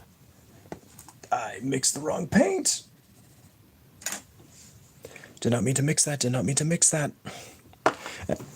Getting back on track, though, sorry. I normally like to... just streaming wears me out and exhausts my energy, so it helps me sleep when I go to sleep. If you're ancient, then I'm newborn. I mean, I'm 25. I'm getting close to 26 now, so... If Crab... Because I believe I'm 2 years older than Crab, so... If Crab's old, then I'm gonna fade to dust soon. I mean, I already injured my back last week, which is why I was gone for so long. This old man can't keep up anymore. Because I was unironically, for the past 2 weeks, up until a day ago, I could not walk without the use of a cane. So, my age is rapidly showing.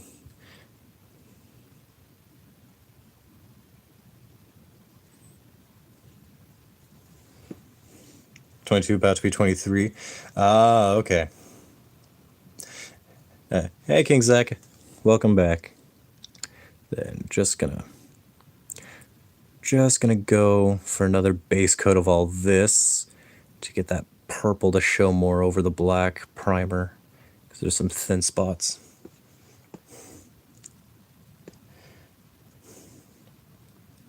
I'm in my middle age, I'm not old.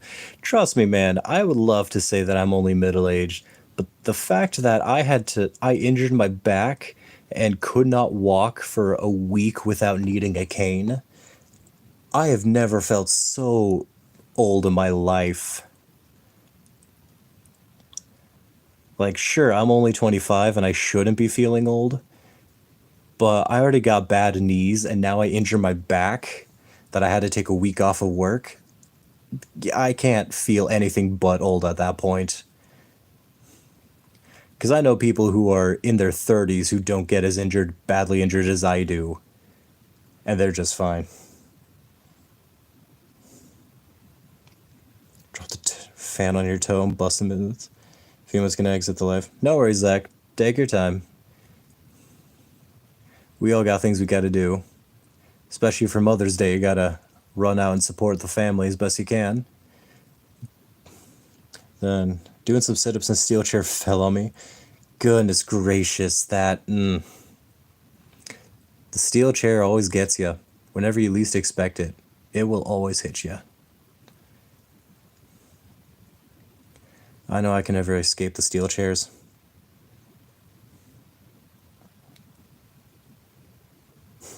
And he comes in with a steel chair from the top. Oh my gosh.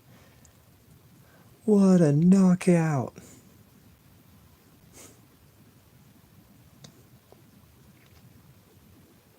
Granted, there was a girl I was flirting with who straight up just threw a chair at me. Apparently that was her way of trying to get my attention. She definitely got my attention and got me running the other way. I don't know what it is, but for some reason I attract the crazy women.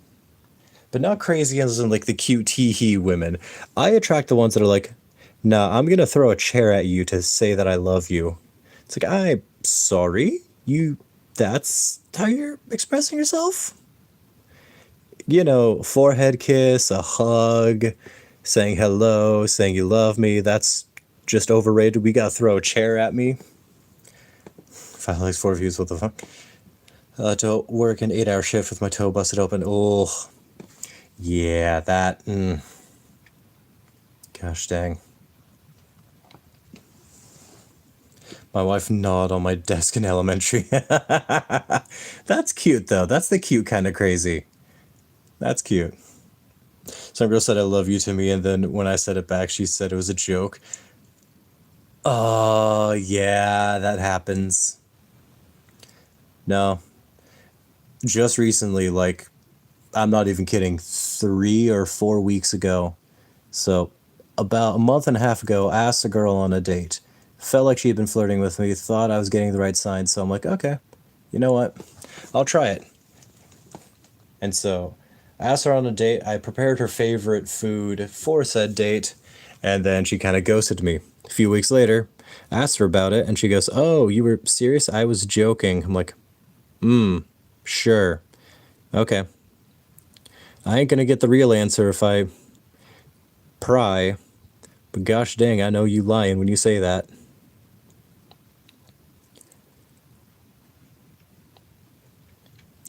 But that's just how it goes.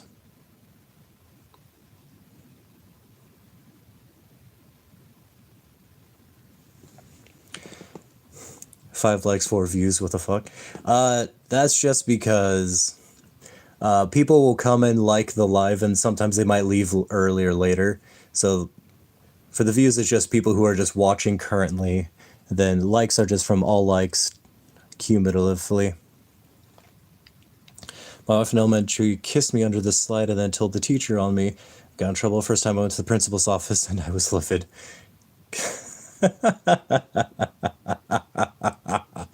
That's so cute. I don't. That's just cute to me. Like I can understand why you'd be livid because that would make me mad too. But that is adorable too, in as a retrospective kind of deal. Have I ever shot a gun? Yes, I have quite a few times.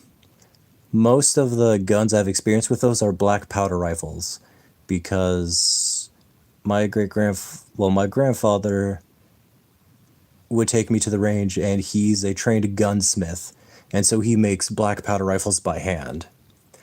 And so I spent a lot of my life growing up shooting older guns where you had to pack the powder, pack everything in, and then fire. But I've also shot handguns and a few actual weapons, like shot a few rifles too. I hope to eventually.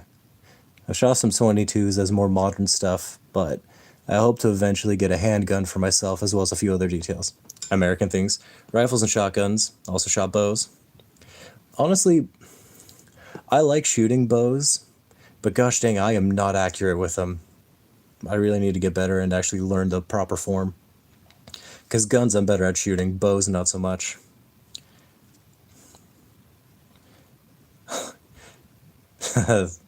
Thank you kindly, Zach. I've shot nothing because I'm not in American school. I wish guns were allowed at schools. I say that because my grandfather grew up in the US back in the older times, and he will tell you that what would happen is because it was a safer time, my grandfather would wake up early in the morning, hunt in the morning. When he got to school, he'd turn on his shotgun to the principal's office, and then after school, he would take back his shotgun and just walk home and go hunt on the way back from school. So it was a different time, but there was a time for more there's more trust. And there weren't really school shootings back then just because, well, I won't get into the reasons on why I think and believe that, but there was more trust and it was a safer time. Bro, if I'm 10. It is what it is. My rifle shots were accurate. They thought I didn't fire a shot because I shot through a hole from a prior shot. Always the best. That is a power feeling whenever you shoot that well with a gun. Said I. Yeah. Let's see.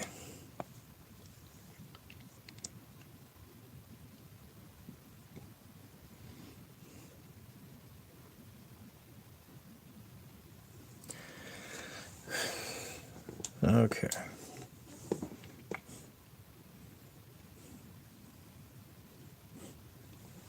Let's see. Well, I was able to clean up that back pattern a bit, so the green isn't spilling out as much, so I do appreciate that.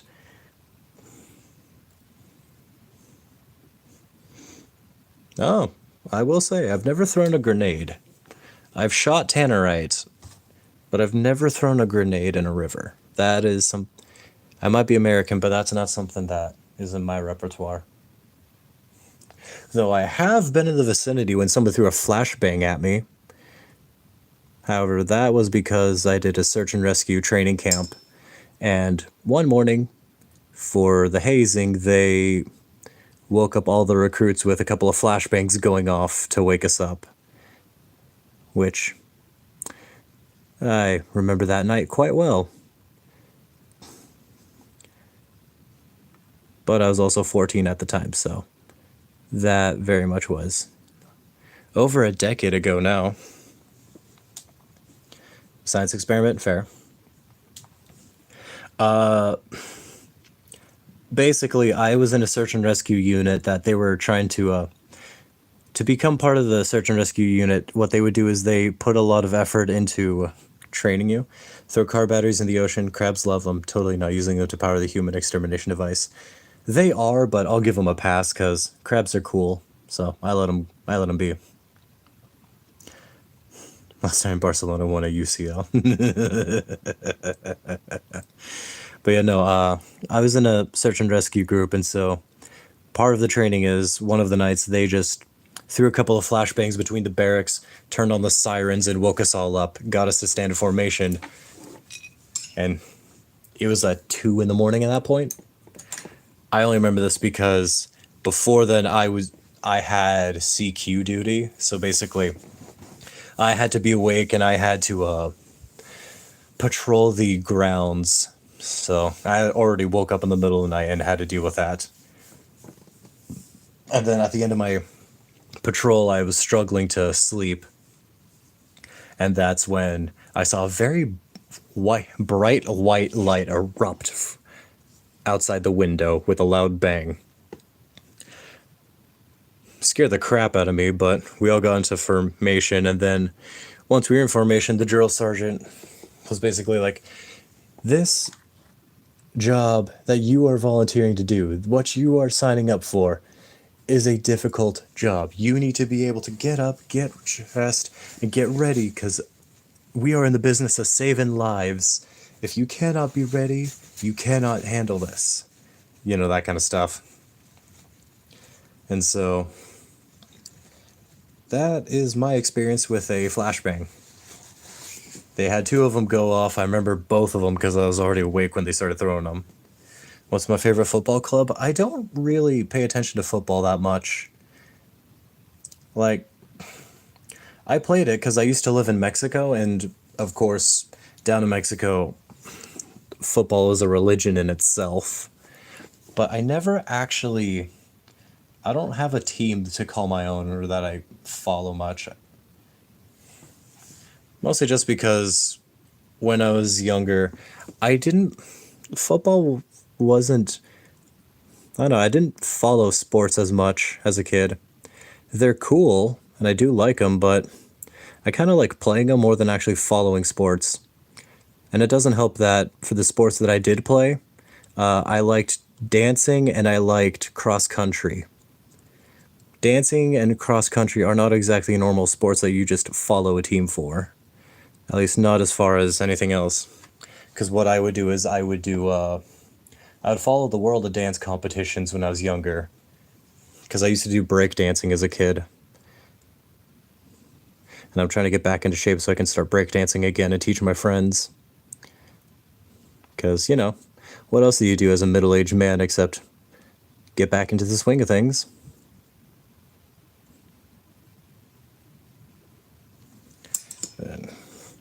And I talk to people because my knowledge is basically Star Wars, Marvel, DC, and Transformers, so I bullshit through topics of sports. Honestly, that's fair. Move me to Mexico right now, please. I can't do that. Because although I lived in Mexico, the pandemic in 2020 hit before I could have finished applying for my citizenship papers, so I never got citizenship in Mexico. Much as I wanted to become a dual citizen because I actually liked living in Mexico, I thought it was pretty cool.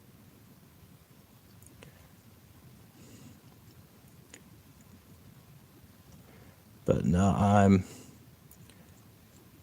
spent a few years in Mexico, most of my life in the US. That's just kind of how I'm working on things. You like to sing? Singing can be fun, honestly. I mean, for me, it kind of depends because some things I like to sing, but it depends on the genre. Like, I don't sing pop, but before I go to church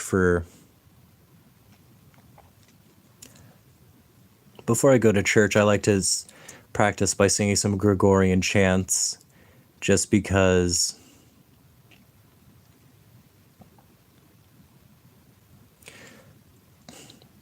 I do like how Gregorian chants sound, and they just help me focus with getting my voice to be a bit deeper. So, I do occasionally sing, but mostly just for church. Breakdancing, yeah, I do that. It kind of hurts to break while dancing, though. Breakdancing is hard, but I enjoy it a lot. It's fun. What figure is that? So on Etsy, this is called Snow Blight. It's just evil Snow White. Officially, the art is supposed to be like black for everything and then like green on the designs for the poison apple and all that. However, since it's supposed to be Snow Blight with poison, I gave her a purple cloak with the green trim. But yeah, Snow Blight is what it's called. It's just evil Snow White with a poison apple and a giant longsword.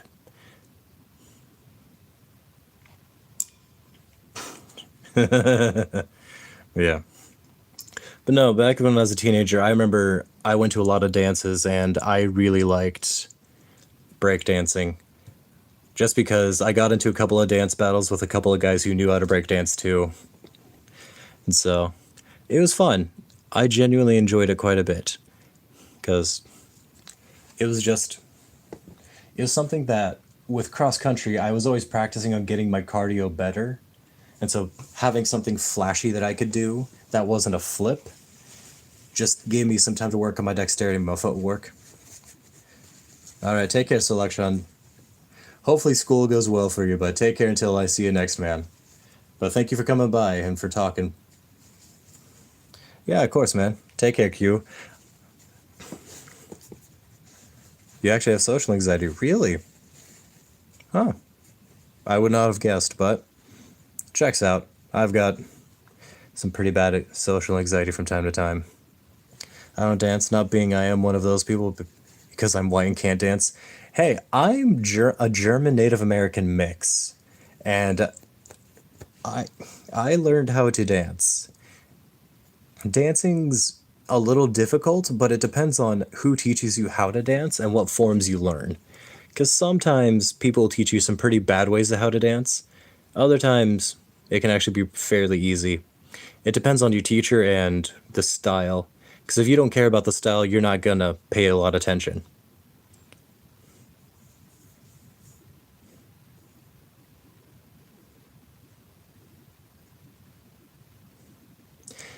Just let him be. He's having fun. He's doing what he wants. Don't worry about it, Zach. Don't worry about it. Selection likes to, whenever I mention the fact that I am part German, he likes to bring up the past.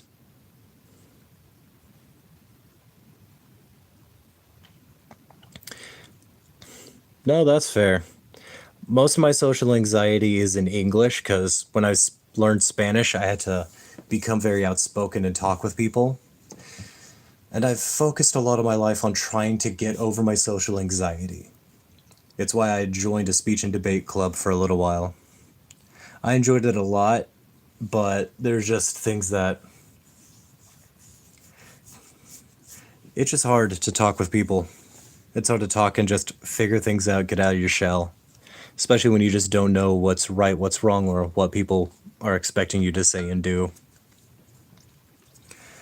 So, I do have my own struggles with social anxiety, but I've also spent years trying to unlearn everything so that way I can kind of push past barriers.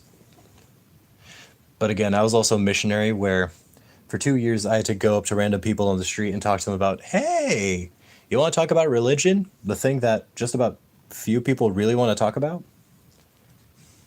So it was a little hard to get over social anxiety, and I'm still very anxious when I speak in English. Spanish, I'm a lot more confident and outgoing. English, not so much. I'm very much more reserved in English. But as things go, I was able to kind of learn, I wouldn't say to get over myself, but I was able to focus on how I wanted to approach conversations and get out of my shell more. Still not the easiest thing, but I find that talking in larger crowds is easier to me than meeting people face to face one on one, which kind of works, except it kind of sucks because if you're not good at talking one on one with people, going on first dates is difficult for me. But if somebody goes, hey, I need you to give a presentation in front of this group of people, I'm like, yeah, I'm down. Give me the script or I'll do it no script. I can get this going right now. I'll talk someone's ear off while one on one, but if I'm in a group, then I'm quiet. For me, it depends on the group, because sometimes, depending on the topic of conversation, I might be able to chime in and say something, but it very much depends on what the subject is. Because if it's a subject I don't know a lot about, I'll just kind of go, oh, really? Like, I will ask questions. The other problem, though, is I, by nature, am a bit of a contrarian, which is not good. And the reason why I know I am is because one thing is I like to ask people why. I like to question everything people say, and I will play devil's advocate because I think it's fun. Not necessarily because I believe the opposite of what someone believes, but because I want to fully understand why they say or believe something. And so I will ask difficult questions, and I will sometimes, because it's fun to me in my messed up brain, I will be the contrarian who just straight up says, well, how come? Like, I will straight up believe what you're telling me, but because I want to go in depth, I will just ask you and act as if I don't fully understand it. I'm having beef with you, Sean. Okay. Whereas part of my social anxiety is what I want to talk to people, but apparently I look scary to them. I was told I look like a serial killer. Yeah, there's just no way of escaping that. As people, we just have looks. You just have resting bitch face, or you just have something else. It just happens, and we just gotta. Doesn't make it easy, but just something that we have to force ourselves to overcome, and quite honestly, that's just not fun. Because I know for me, what pushed me to become more of an extrovert is because as a kid, I was a very awkward teenager. I struggled to make friends and I struggled to meet people, unless if I was already in my niche or in a group that I kind of understood and felt comfortable around. And now I'm kind of at the point where I just don't care as much. And not caring as much has really helped me with just being honest, be who I am, and just handle things. But it also depends on who I'm around and who I'm trying to talk to for XYZ reason. That all just changes. So I'm sitting here wanting to compliment someone's dog, and so I'm standing and staring and feeling useless because I can't approach them. Honestly, it's kind of that thing where when it comes to social stuff, I've just focused on if you have something positive to say, telling people what you have to say will always make their lives better, especially because if they're having a bad day, sometimes giving a compliment just makes them feel better. Because I know for me, when I've had a bad day, if somebody walks up and kind of says something nice to me that felt unprovoked, just like, oh, thank you, that kind of lifts my spirit a bit. So I just try to focus on that aspect is you don't know if somebody needs to hear a compliment or just have somebody be friendly to them. So just do it. If they respond poorly, they respond poorly, but at least you were positive and you were nice to them. You will never be faulted for being nice. You will be faulted for being rude. So just be honest and just approach the world with you don't care as much. And it helps. Can't identify with Comey, can't communicate. Yeah, I think to a degree we all should kind of understand where Comey's coming from. Which, man, I should probably reread Comey, because I got to like chapter 180 in the manga and I just kind of fell out. Because Comey was a very cute anime. I've been faulted for being nice, hate customer service. Yeah. Customer service is brutal in general, though. That's just not something you want to deal with.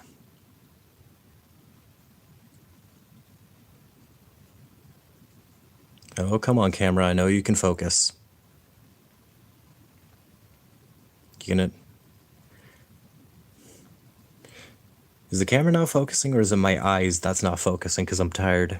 I can't quite tell.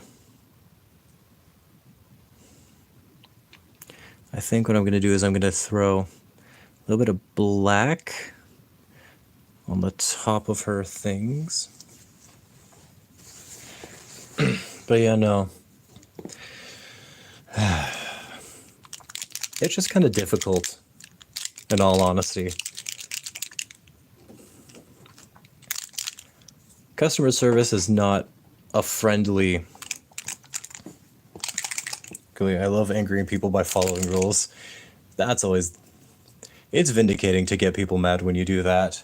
Because if you're following the rules, then you know you're not doing anything inherently wrong. It's just those people can't do anything.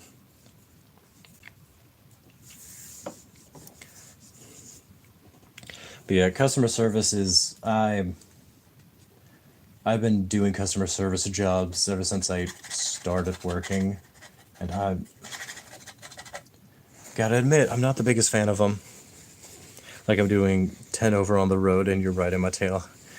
Like, I'm going the speed limit now. Yeah. That is a good way to go about it. I've done that. Normally, I'll go to the slow lane and I'll follow, like, roughly the speed limit. And if people are trying to pass me, I'm like, yeah, there's a passing lane. It's to the other side of me. I suggest you go there. Okay. We're going to try some speed paint.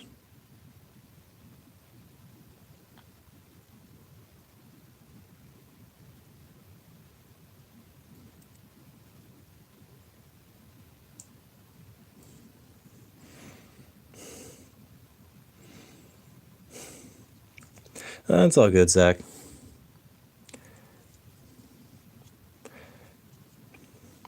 Sometimes we talk a lot, sometimes we talk very little.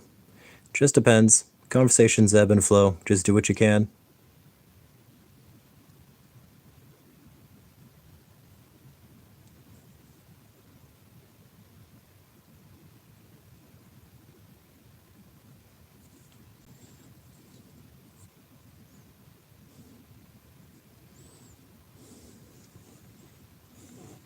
And they say they worked my job, and I know it doesn't work how they say, so I get to just anger them by not giving into their stupidity.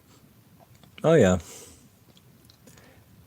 That's always a vindicating feeling of, you say you worked my job. Well, if that's the case, you would know better.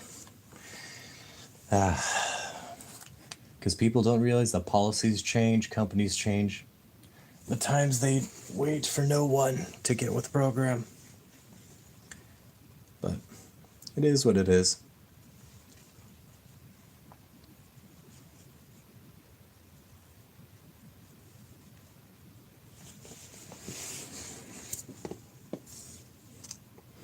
Okay, I'm gonna double check now that the paint's mostly dried. The yellow, the orange definitely pop. So yeah, I think I can call her good. Let's get a rim color on the base.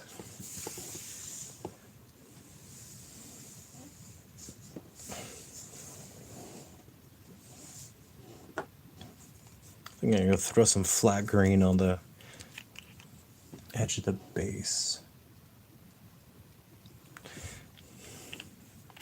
Because tonight is my last night with my jank wet palette because I'm getting an official wet palette coming in on Sunday.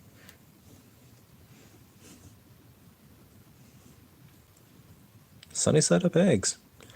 That's a fairly good type. That's a fairly good food, actually. Simple, but it tastes good, and that's really all that matters.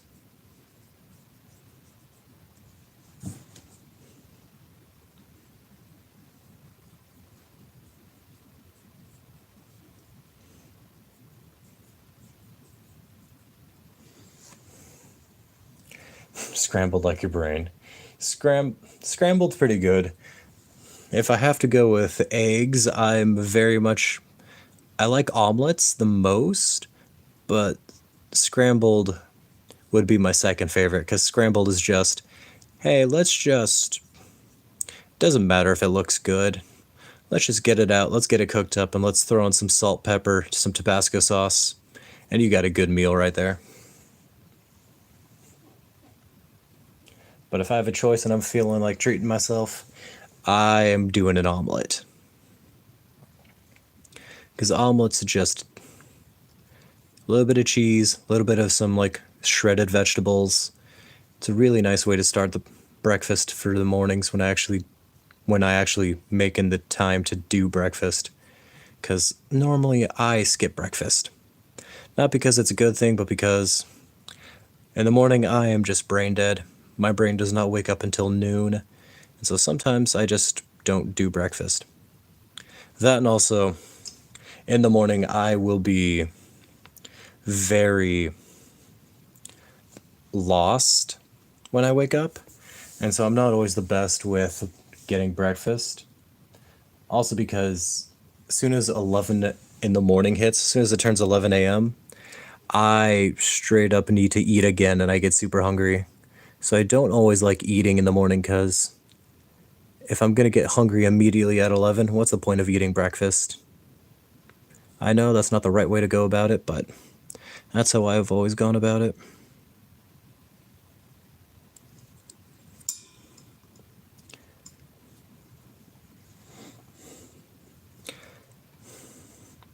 English is difficult, man. I used to teach English, so I get it. You do what you can, it is what it is, but we all make mistakes. Supposedly I'm a native to speaking English and I screw up consistently, so it is what it is, man. As long as you're trying your best and we understand you, that's all that matters. Especially because I gave up being an English tutor. I liked being an English tutor and being a language teacher, but it's really hard to get teaching license in my area, so I'm not doing that anymore.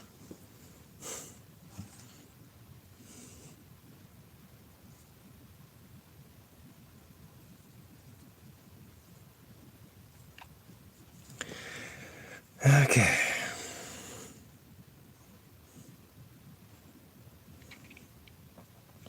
I think I'm gonna get the purple on her collar painted up. And then I think I'm gonna throw on... I don't know. My eyes are starting to quit on me, so I'm gonna have to end the stream fairly soon. Especially because I still gotta wake up early in the morning so I can do my Mother Day gift before everything happens. Okay, teach. Like I said, I gave up teaching. I like teaching, but teaching is a skill set, and it's one that it takes a lot out of you to do, especially when you have multiple students. Small amount of students when I was like a tutor, it was a lot easier because I could just meet every student and have a conversation like halfway and really get to know and understand what their needs were. Large scale teaching, that is a skill set that I do not have. It wouldn't necessarily be hard to learn, but it's not one I would want to acquire because I don't like teaching on large scale. Just feel like I lose touch with the part of teaching, which is meeting that person halfway.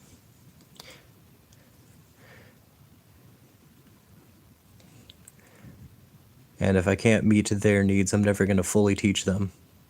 Because the teaching philosophy I learned from was a quote from somebody within the church I follow. And they said that the way you should model your teaching is teach not so that people can understand, but so that they can't misunderstand what you're trying to say. And that's very difficult to do. Because to thoroughly teach so that people don't misunderstand what I say, that requires a lot of introspection on, am I saying this right? And am I really giving the details that they need versus the details I want to share? Teacher, teach me how to sleep. Nah, I don't even know how to sleep, so I could not say. The only advice I have about sleep is what I learned from the anime Call of the Night, which is people normally sleep better if they feel satisfied with their day. And so that's why I like to stream late at night, is because once I finish stream, I normally feel a lot more satisfied with my day because I get to do my hobby and I feel a lot more excited after doing all that.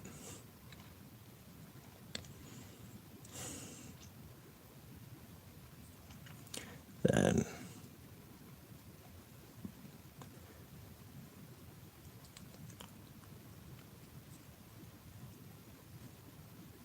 it's called Birds of Prey.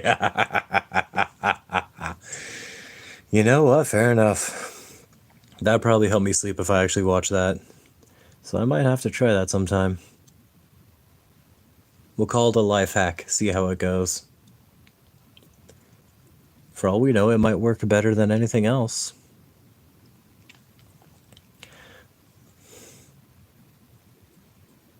No, that's fair. Some movies just have that effect on people, whether they're good or bad. It's funnier to say when you don't like it, when you don't like the movie, but there are just moments where things just happen.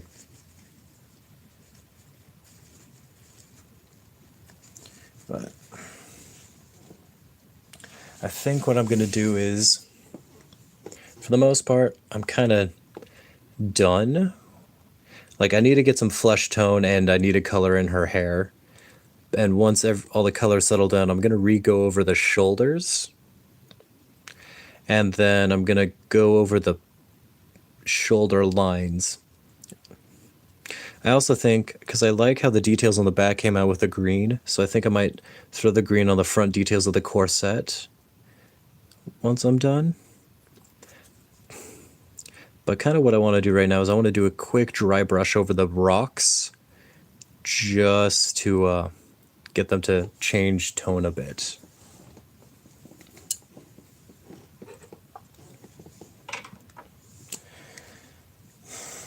Yeah, that's fair crap. At least you're giving it an honest shot, so if all else fails, it might work, it might not. You know, we can try that sometime. This is a figure I got for free, and so you know what? We'll do a stream where I will wait for people to show up, I'll line up all my paints, and you guys can choose the paint colors I have to use, and I will paint this cyber ninja, whatever you guys decide I need to include for the colors. Because that can either work really well or really bad. So, I will leave my fate in your hands.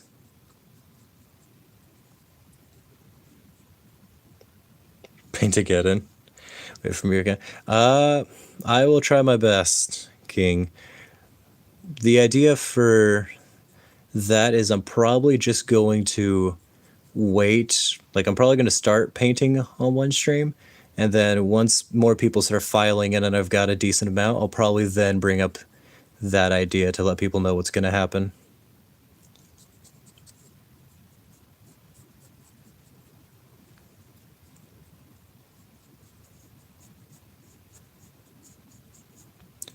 Yeah.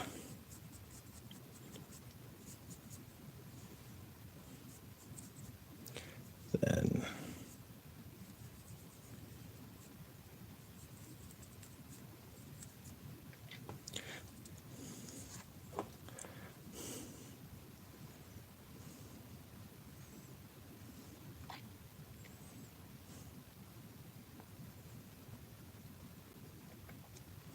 That's not bad, actually.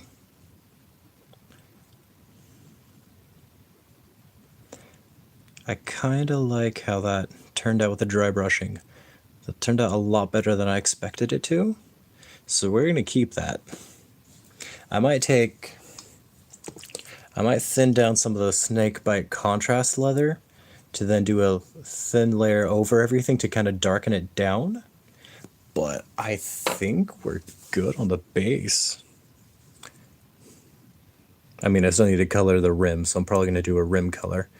But I think all I need to do is just brown on the leathers for the belt and the pouches, green for the designs on the front of the corset, redo the shoulders, get some black lines on part of the shoulders to give some more contrast, skin color on the face and the arm, on the chest area, color the hair, repass over the bow to make sure it's consistent, and I think that'll just about finish it.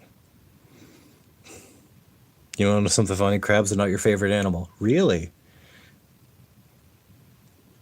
Interesting. And I'm kind of curious how the crab who was cringe name came about then. Can you drop this crown? That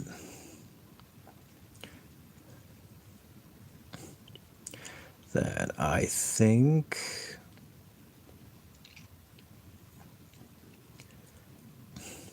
Yeah. Gonna leave them there. I think I'm just gonna paint the base real fast.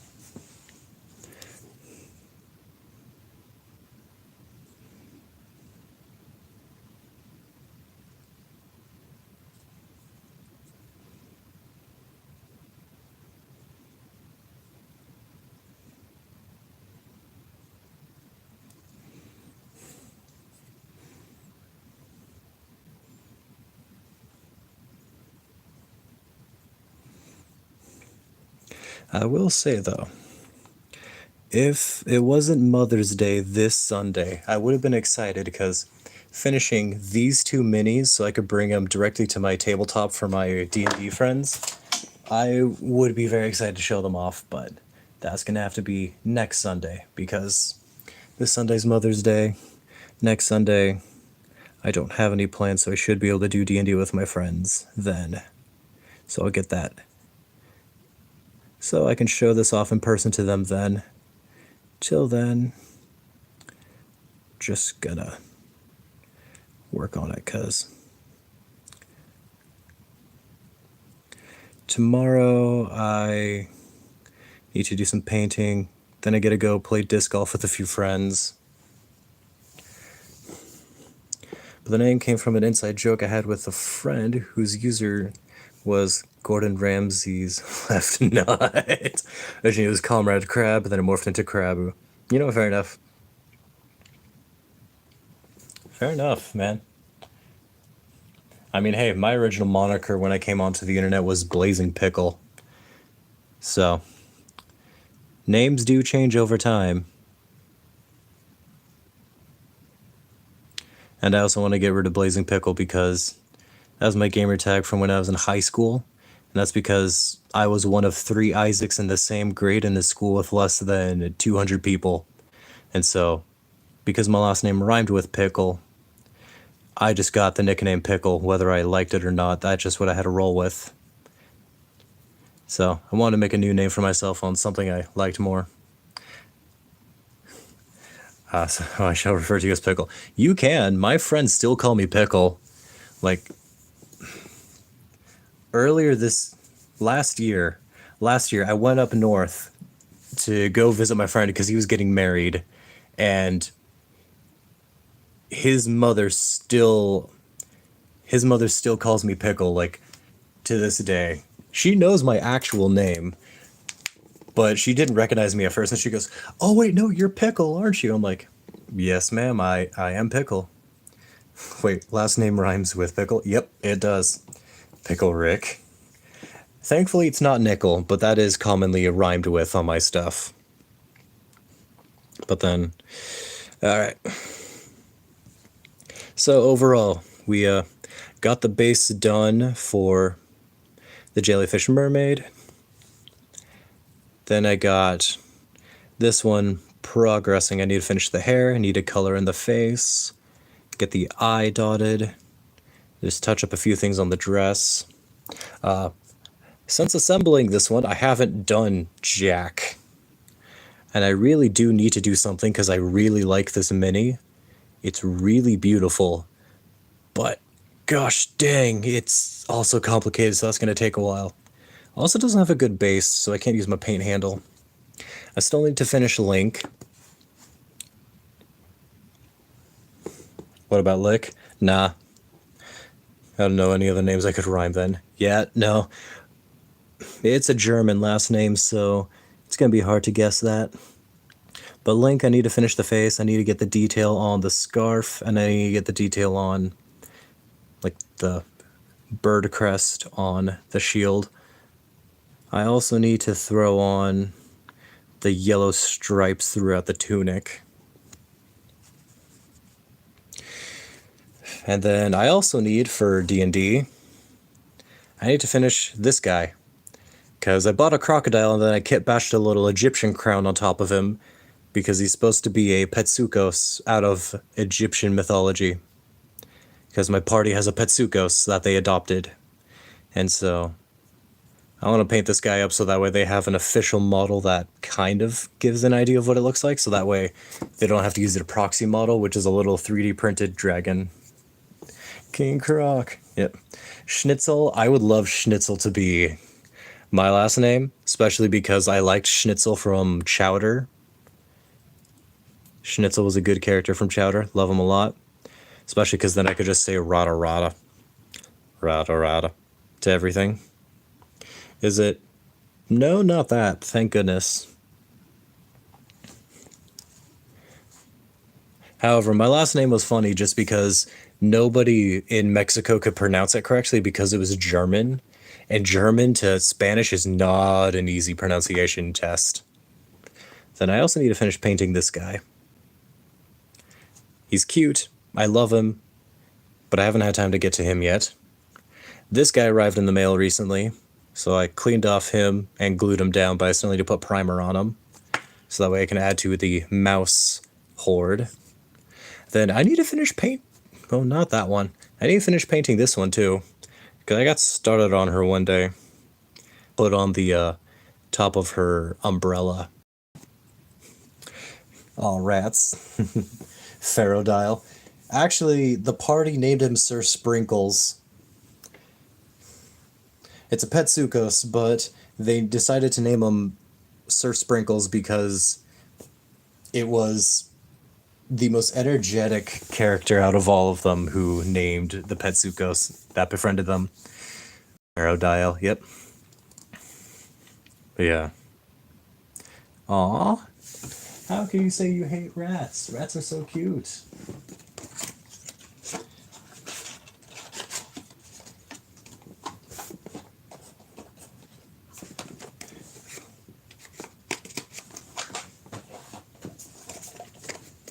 Sprinkles the Croc is like Cupcake the Pimple. Yeah, no, Sir Sprinkles. Specifically Sir. They were very insistent on Sir Sprinkles. But how can you say you hate rats when Vren the Relentless exists? He's so cute. He's so powerful. He is my favorite rat. Anyways. My eyes are SIR, as in Sir. They wanted to make sure that he was still dignified despite changing his name from Clemph to Sprinkles. My D&D party is nothing but chaos, and so I'm going to be excited when I get to throw this guy at them. So that way they can learn, hey, we are tired. I also got to finish painting this model up. I never finished him. Bro hates Stuart Little. How could you tell? No, This is a model I need to finish painting up because I got close. I really just need to paint the hearts and then he's really done. But yeah, I got a lot of minis in my backlog that I just need to finish. And then I also need to get some paint thinner because I want to get some nail art remover because I use acrylic paints. Because I want to take this coat of orange off. I want to throw a coat of bronze on, and then I want to use my... Where's that bottle? Oh, I just used it earlier. Where did it go? Where did it go? How did I lose it? But I got an orange speed paint. Oh, it's right here, isn't it?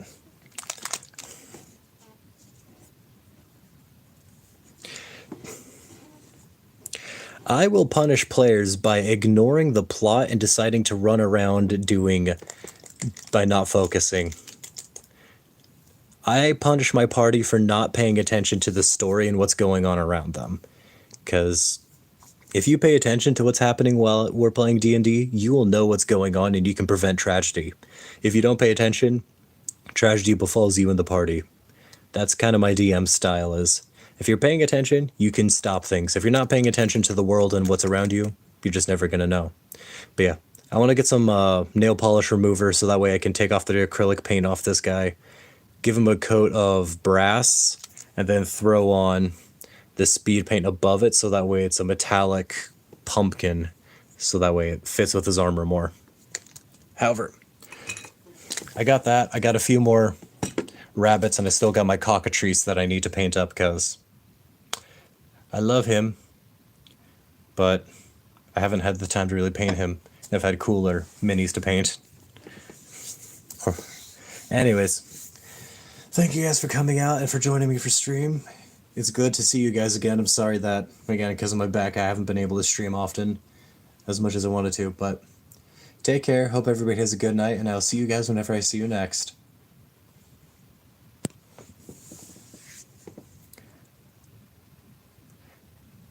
You know, Crab? That's evil. I like it. I'm gonna have to think about that. But anyways, thank you guys again. I will see you all later. Take care. Have a good night.